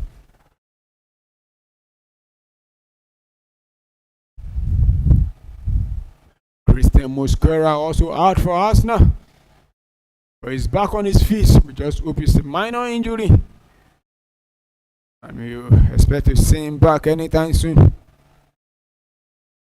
So the English left back, or midfielder rather, will come on to replace him, Miles Lewis-Kelly.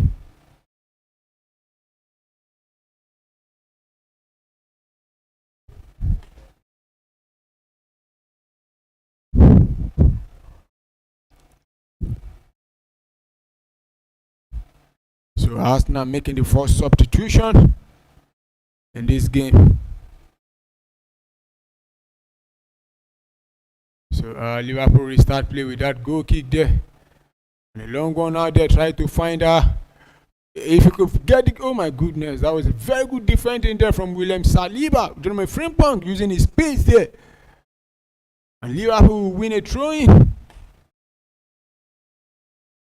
Liverpool beating up from the back.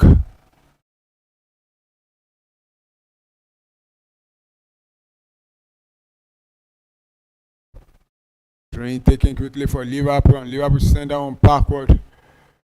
Still Liverpool in possession.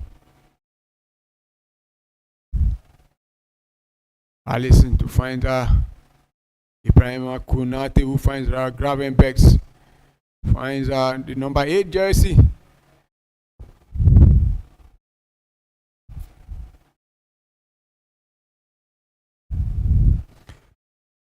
So update. The AC Milan goal has been chopped up for offside. So it's still Genoa who leads by 1 goal to nil against AC Milan. Frimpong one-on-one with Lewis Kelly, send a cross into the box there, but cleared out there by the Arsenal defender there. So it's going to be thrown into Liverpool. Train quickly taken for Liverpool.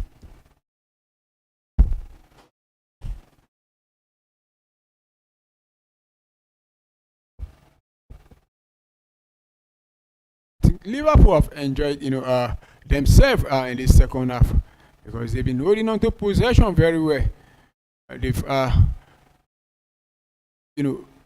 been the better side in this second half, if you ask me. But here comes Liverpool again, sending it back to find Milos Kerkez. Drops it into the midfield.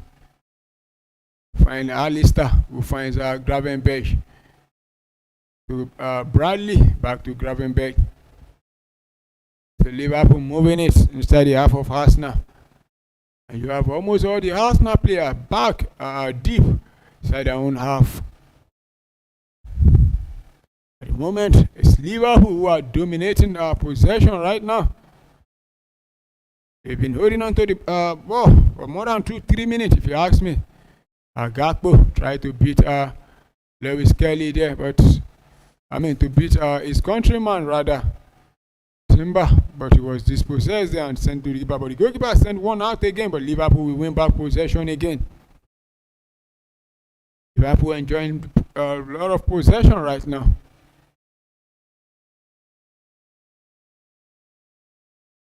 Still Liverpool.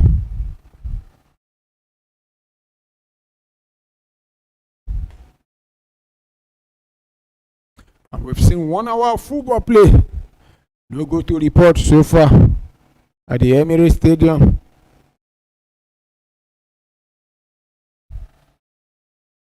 All right, now Liverpool in this second half, Liverpool are actually dominating in terms of possession, but still they've not had any shot on target. They've only managed 3 shots in this game, but they've lost possession. But the referee said that's going to be a free kick. It's going to be free kick to Liverpool. A foul there. McAllister was brought down by Zubimendi.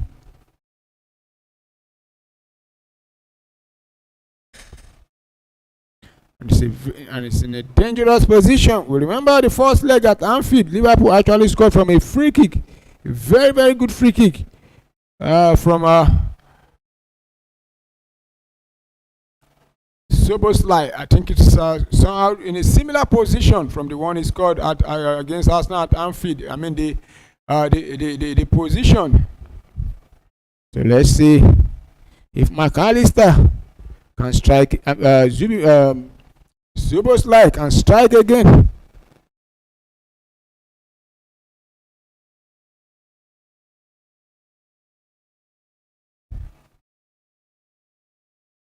Still waiting for the free kick to be taken.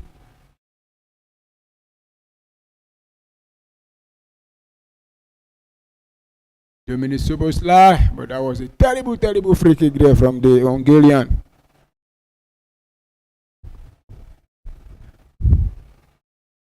Wow.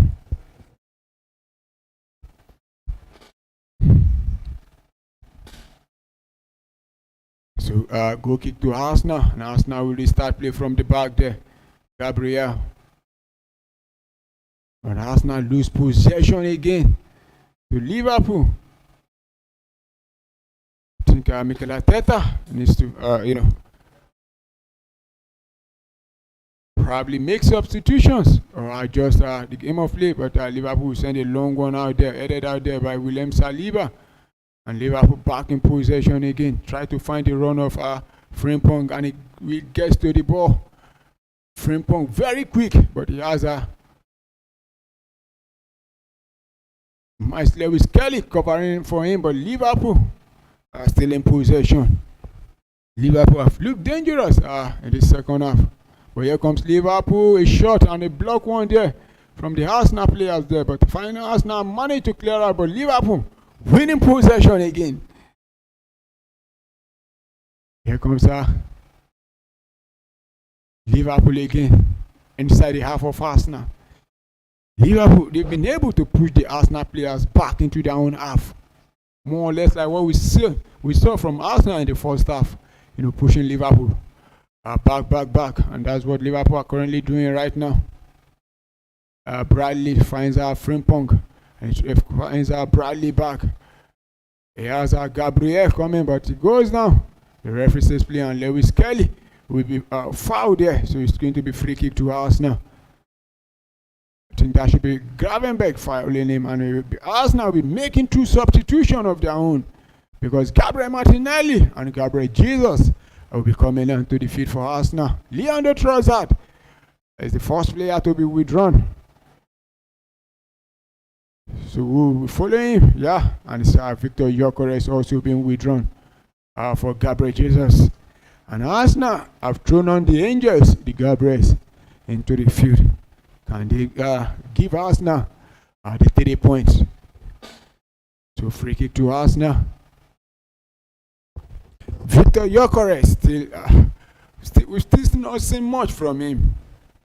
A lot of expectation. A lot of people expected a lot from him, but so far he hasn't delivered for Arsenal.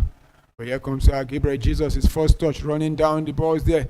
But stopped there by Ibrahim Konate and Conor Bradley, combining well to stop him. Here comes Liverpool, Gravenberch still with the ball, moving the ball forward for Liverpool, and he turns there, still keeping the ball in possession. And here comes Liverpool now. Frimpong running down the balls there. Will he be able to pick out his man? He does, but Arsenal defending down beautifully well there from Bukayo Saka there. And a long one there, try to find Gabriel Jesus battling with Ibrahim. But that was a very good play there from Liverpool. Frimpong, Liverpool using the pace of Jeremy Frimpong there.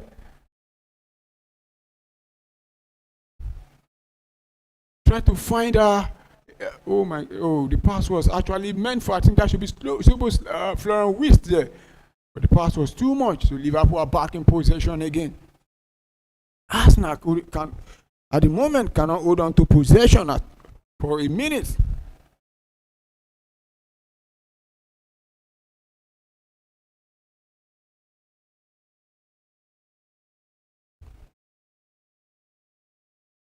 Five-minute played already, still goalless. Here comes Liverpool again.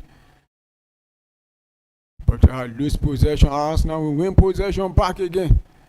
They try to calm things down with Gabriel finding Saliba, finding Gabriel, or Gabriel finding Saliba rather. So it's Arsenal turn now to move the ball forward. Still Arsenal with possession. Drives it into the midfield.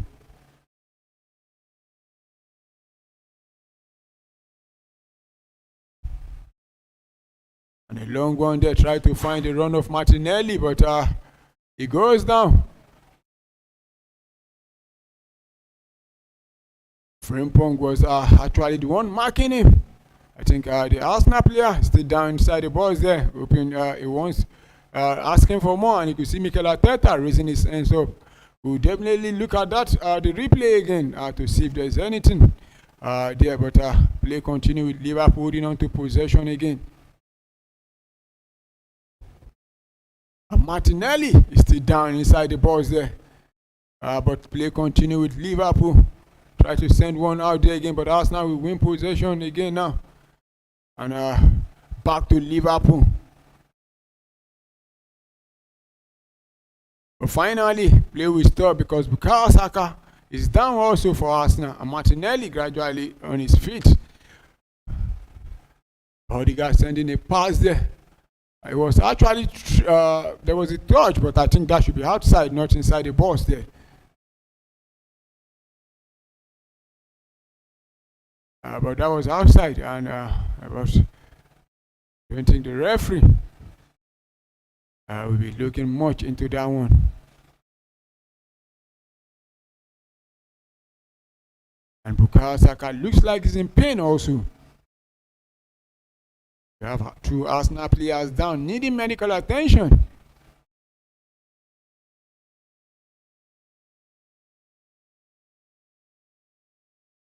Oof.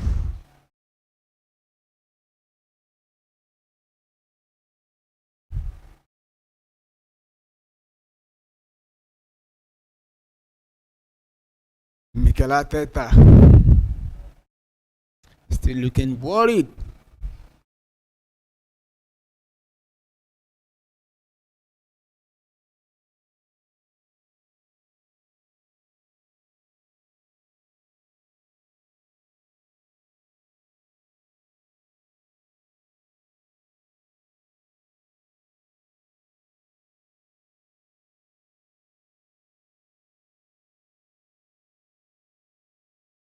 Bukayo Saka back on his feet.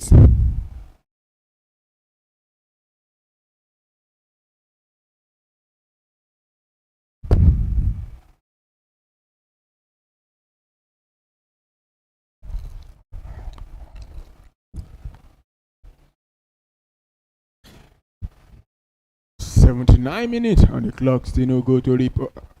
69 minutes rather, still no go to report at the Emirates. I think it's going to be a drop ball there. Was it Anthony Taylor saying having words with both players? So I think it's going to give Liverpool the possession back. Ooh, I think Bukayo Saka,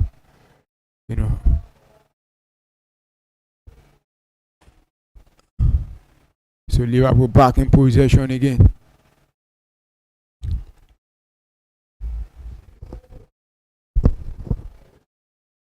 Jeremy Frimpong, who has been very, very good in this game for Liverpool, defensively and attacking. Liverpool have tried to use this, the pace of Frimpong. Ibrahim Konate, one touch there with Gravenberch. Still Liverpool. Bradley.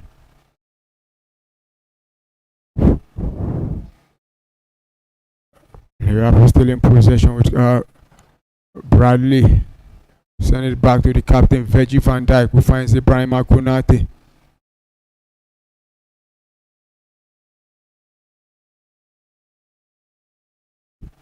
Virgil van Dijk, will he go long again? Yes, try to find Frimpong again, and he finds him.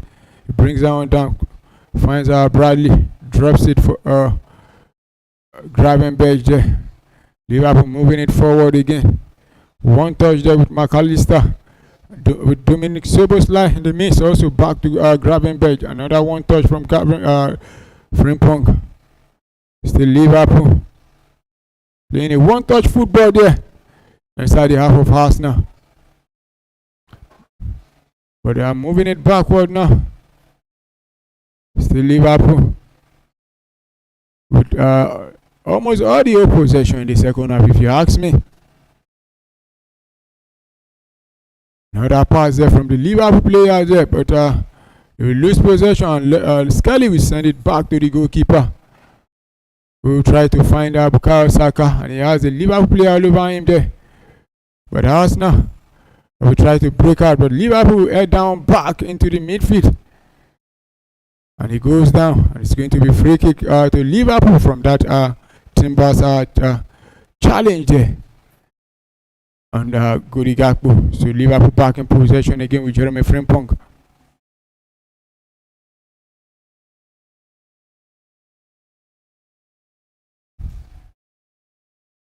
Sending it back to the goalkeeper, Alisson Becker.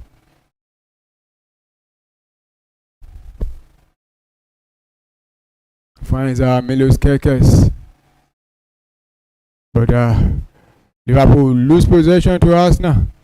So Arsenal are back in possession with Bukayo Saka. Send it back. Still Arsenal are in possession. Pushing the Liverpool players back into their own half. Gabriel drops it for Martinelli. And a cross into the box there, headed out by the Liverpool player. And Liverpool try to break out again. But Arsenal will win back possession. Still Arsenal with Bukayo Saka. He has Milos Kerkez and the number 18 jersey. He cuts in there. Will he be able to go? No. Dispossessed there by Milos Kerkez. Liverpool still couldn't move it away, but lose possession to Arsenal. Try to cross into the box. Blocked there. And Arsenal will win possession again with Martinelli.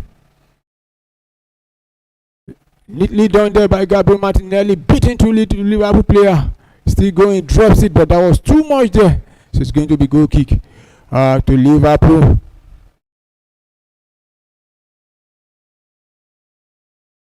Yeah, Teta trying to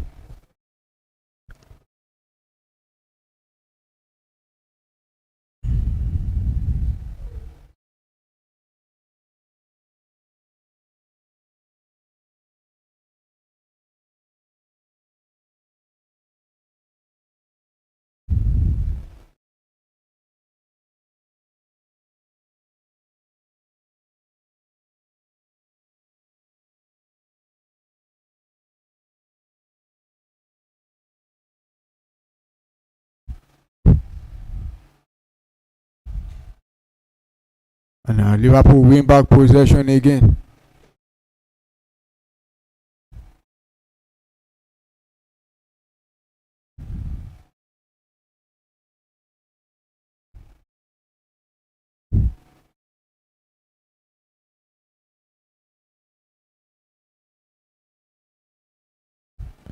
Still Liverpool in possession.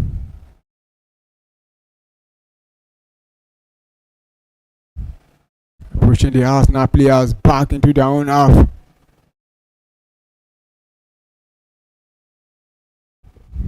I think this second half Liverpool has been the better side, but they've not been able to test the Arsenal goal post. So here comes Liverpool again with Jeremy Frimpong. Send it back to Gravenberch, who finds Konate to the captain, Virgil van Dijk, and it's find Cody Gakpo.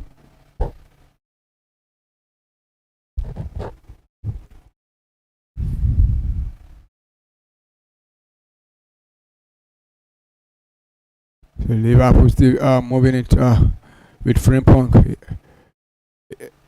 Tries to beat the left back, and he sent a cross into the box, headed out there, but not properly clear, and a shot from the Liverpool player there. I think Domi Soboslai. The ball was rising. I don't think there was any touch from the Arsenal player there. So I think that's going to be a goal kick to Liverpool. I mean to Arsenal rather.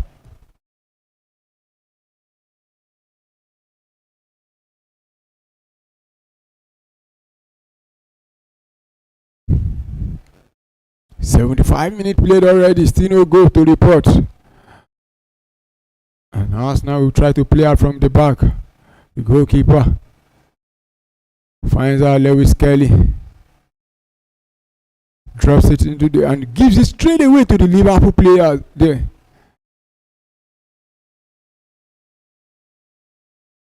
And a shot there, but blocked there by the Arsenal player. But Liverpool are back in possession again with Gravenberch. Lewis Kelly just giving the ball away straight to the Liverpool player. Under no any pressure there.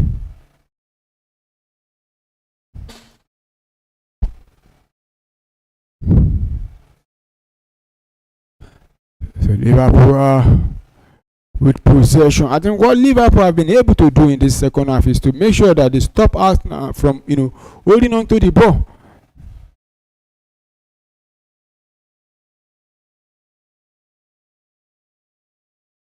Frimpong again.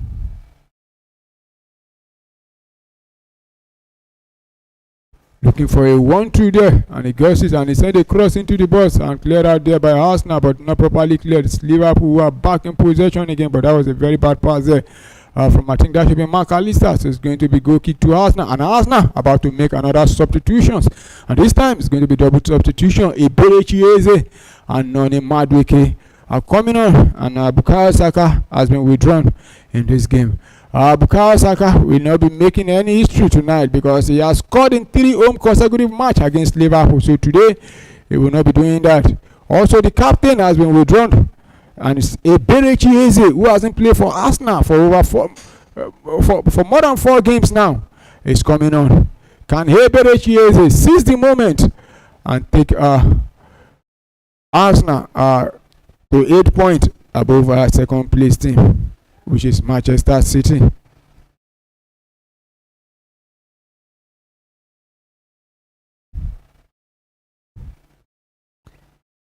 Arsenal have made all their 5 substitutions in this game.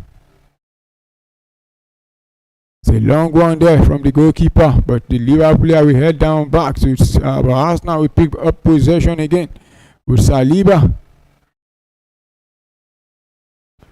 What can Madueke and Eze do in this game? Gabriel finds out Martinelli, who finds Gabriel back. So it's Arsenal still with possession.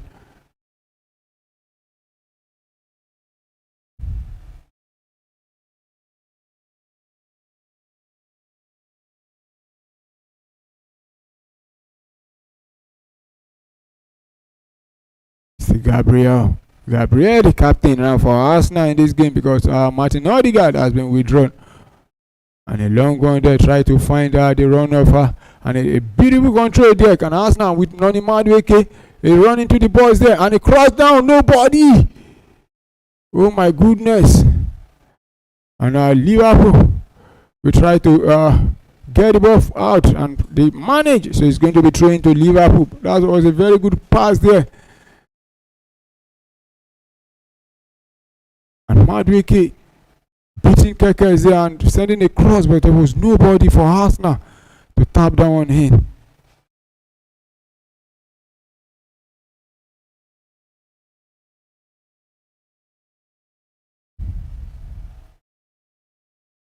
So here comes Liverpool now trying to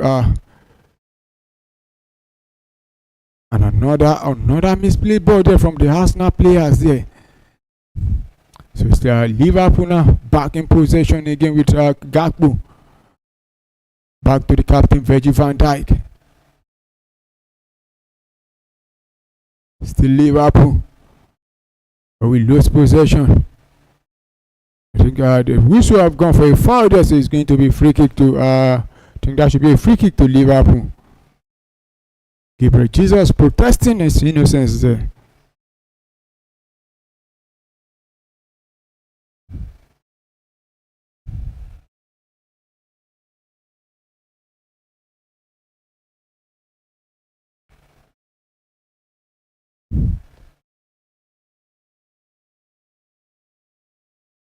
Not too far away from the Arsenal goal pole.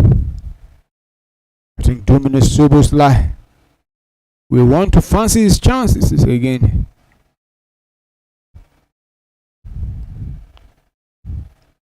David Raya organizing the defense there.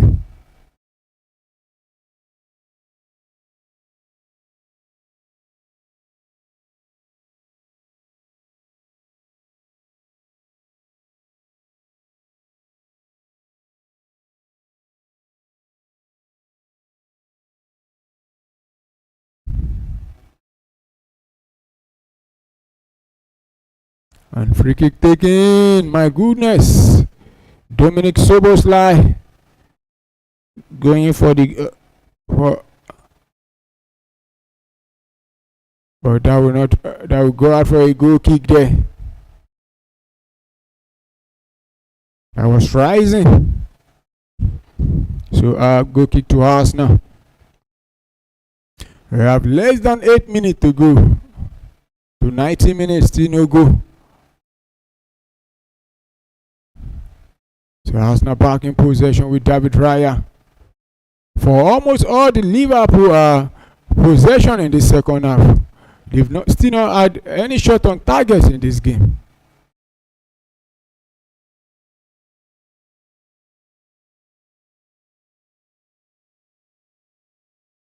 So Liverpool lose possession to Arsenal now. Gabriel Jesus moving it forward. Try to find Gabriel Martinelli, but well blocked right there by the Liverpool player there. And he cleared that one out. But the referee have blown for a foul, a free kick. So it's going to be a free kick to Liverpool.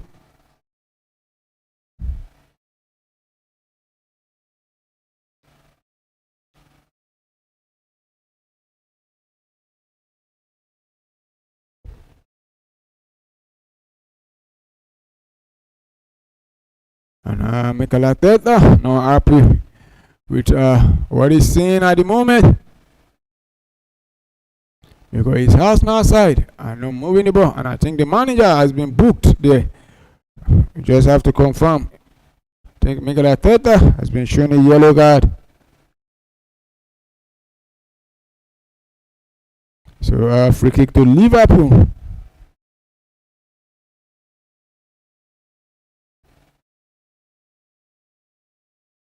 And a long one. Saliba with head down back. And still Liverpool who are back in possession with Bradley. Send a long one again. And a free kick there has been awarded to Arsenal from that attempt there on Gabriel. So Arsenal back in possession, but the referee wants a replay.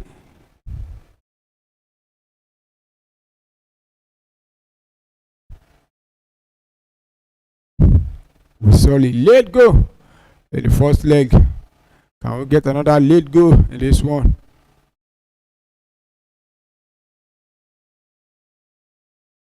Mr. Arsenal finds Martinelli. Will he be able to get his pass? That was too much, but that was too much. But I think the referee have blown for offside rather.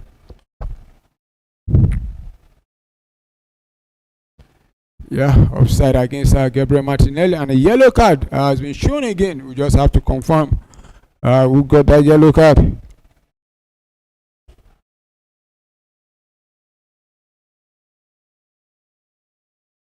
Yeah, the yellow card has been shown to the Liverpool bench there, probably for too much complaint.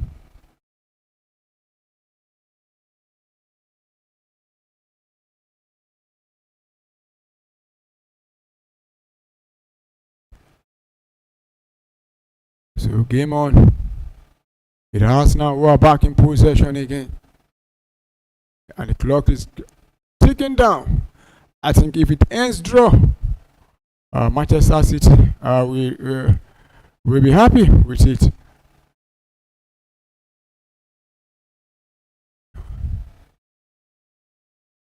It's not looking, I think the Arsenal players are not calm, and you can see from Mikel Arteta's,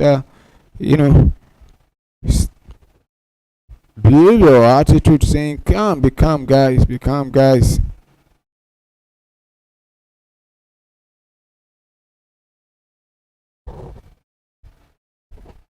So throwing to Liverpool, Keke send one.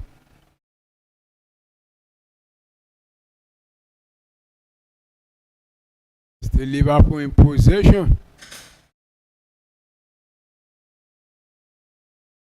The Liverpool player will lose possession, and it's going to be a goal kick to Arsenal. Timber making sure it stop the run of Kurigapo there. So goal kick to Arsenal.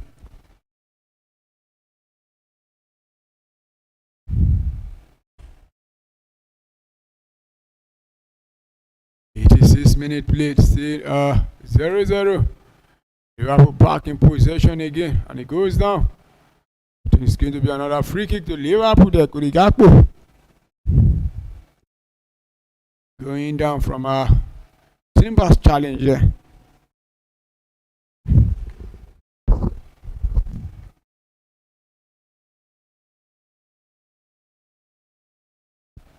And Liverpool enjoying the ball possession right now, including the SG.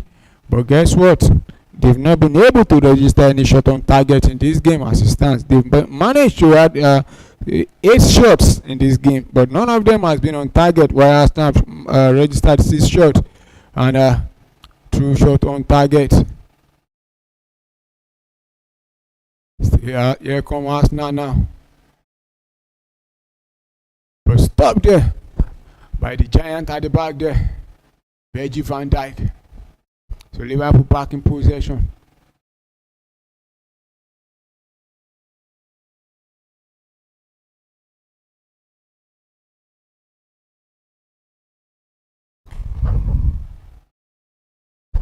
Still Liverpool with possession. And they're moving it forward now. With Keke is there. Decide to go backward a little bit.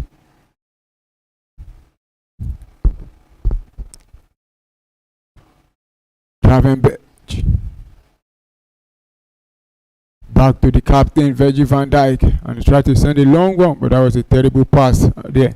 So it's going to be a goal kick to us now. We are almost entering the 90th minute of this game. Still no goal.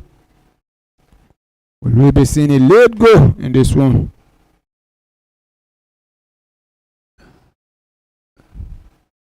That's not back in possession with Gabriel. It's not trying to play out from the back, but you have almost all the old Liverpool player quickly pressing on time. And Arsenal will win a throw-in. There is Kelly to take the throw-in for Arsenal.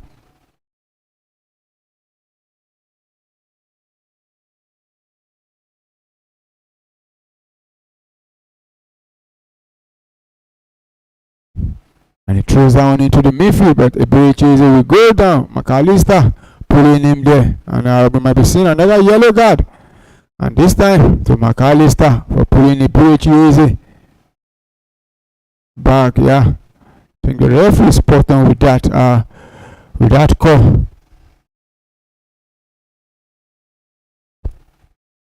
Yeah, Arsenal now in possession again.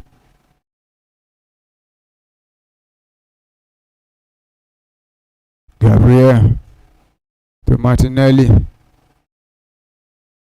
He has Frimpong all over him. Send it back to Gabriel.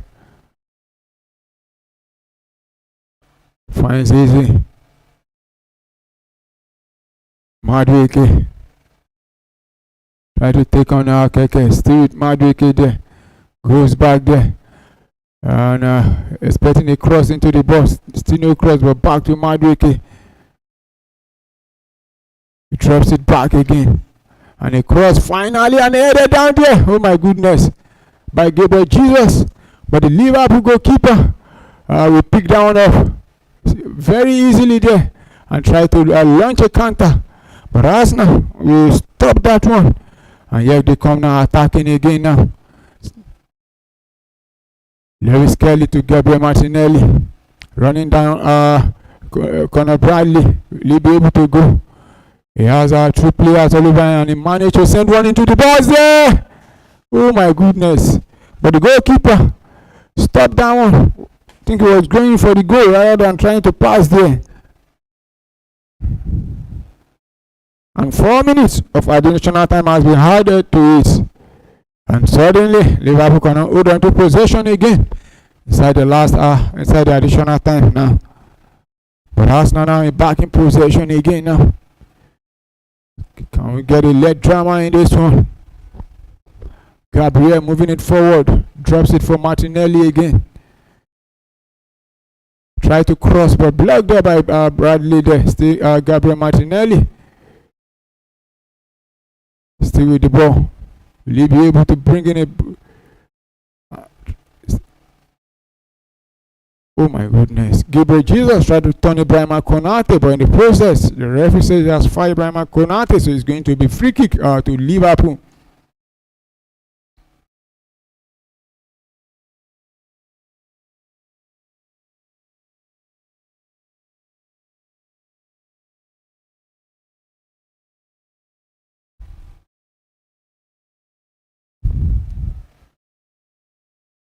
And you can see the Arsenal fans looking worried.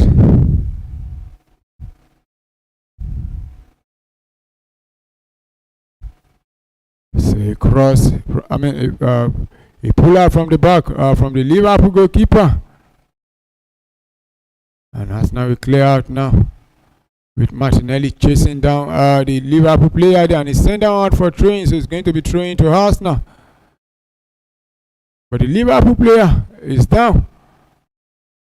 The number 12 tried to waste a little bit of time. But the Arsenal players want the Liverpool player out of the field. So there's been pushing going on there, including the yellow card has been shown to Martinelli.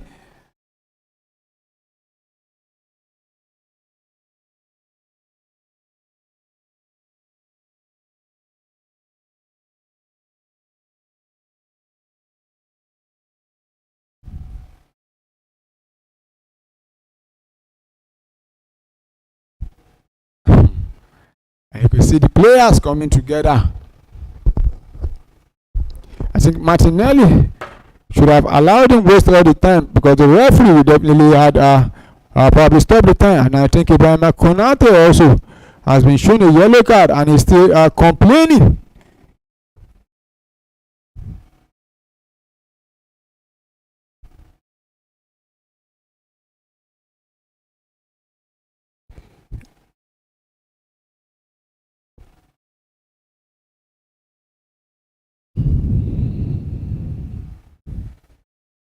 And we've seen the 4 minutes that was added played already.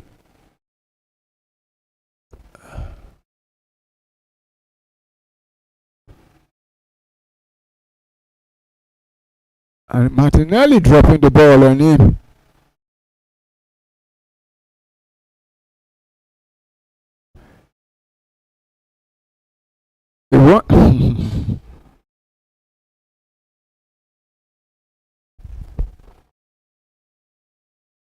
Oh, I think he picked up an injury there.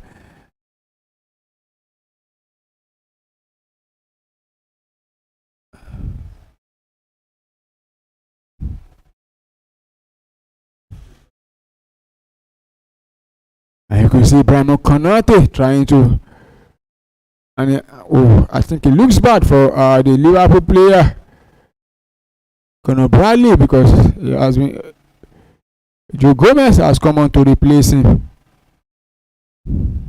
because he has been taken out on the stretcher.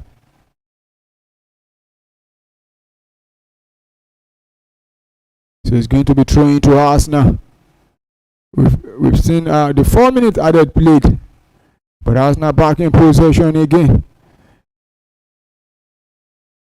Can they put in a decent ball into the box? I think that pass was meant for Gabriel Martinelli, but was cut out there by Gabriel Jesus. So throwing to Arsenal. Send the throwing ball back to Gabriel.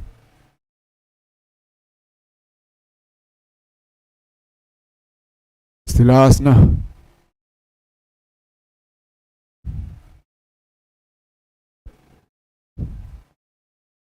William Saliba.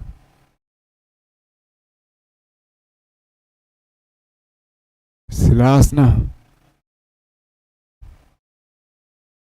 It's now moving it forward. Almost all the Liverpool players back doing the defense. Here comes Noni Madueke. Try to run on two Liverpool player. I think that should be a corner kick. Yeah, one corner kick for Arsenal. Can Arsenal take advantage from this set piece? Any moment from now, the full-time whistle. I think Noni Madueke should be in a hurry to take this corner kick, because there's no time anymore. Will he be able to deliver a perfect corner kick into the box? You have the usual suspect there, Gabriel.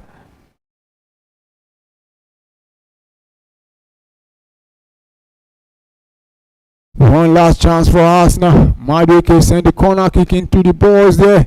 Headed back there. Gabriel, I think that should be a goal kick.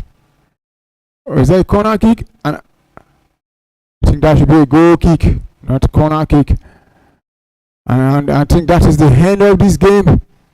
It looks like the referee has blown for a full-time whistle. Oh my goodness. Two Arsenal players Gabriel Jesus and Gabriel. So it's full time at the Emirates Stadium. Nothing to separate both teams. So both teams will share the point. Wow, what an interesting and an entertaining game. Full time at the Emirates Stadium. It's Arsenal 0, Liverpool 0. So our viewers, we've seen 90 minutes of football play at the Emirates. Nothing to separate both teams. So what it means that it's both teams will share this point. So it's going to be 5-point gap for Arsenal. A 6-point rather, not 8 points. Arsenal couldn't take advantage. Match day 21, we saw almost all the big teams dropping points or failing to win. Manchester City played out a 1-1 draw against Brighton. Aston Villa 0-0 against Crystal Palace. Arsenal 0-0 against Liverpool. Manchester United playing a 2-2 draw against Burnley. While Chelsea suffered a 2-1 defeat. Also Tottenham losing 3-2 against Bournemouth at the Vitality Stadium. So our viewers, this will draw the curtain for tonight's show. But you can join us tomorrow for our Talk Sport show, where we'll bring you the review of everything that went down during the course of the week.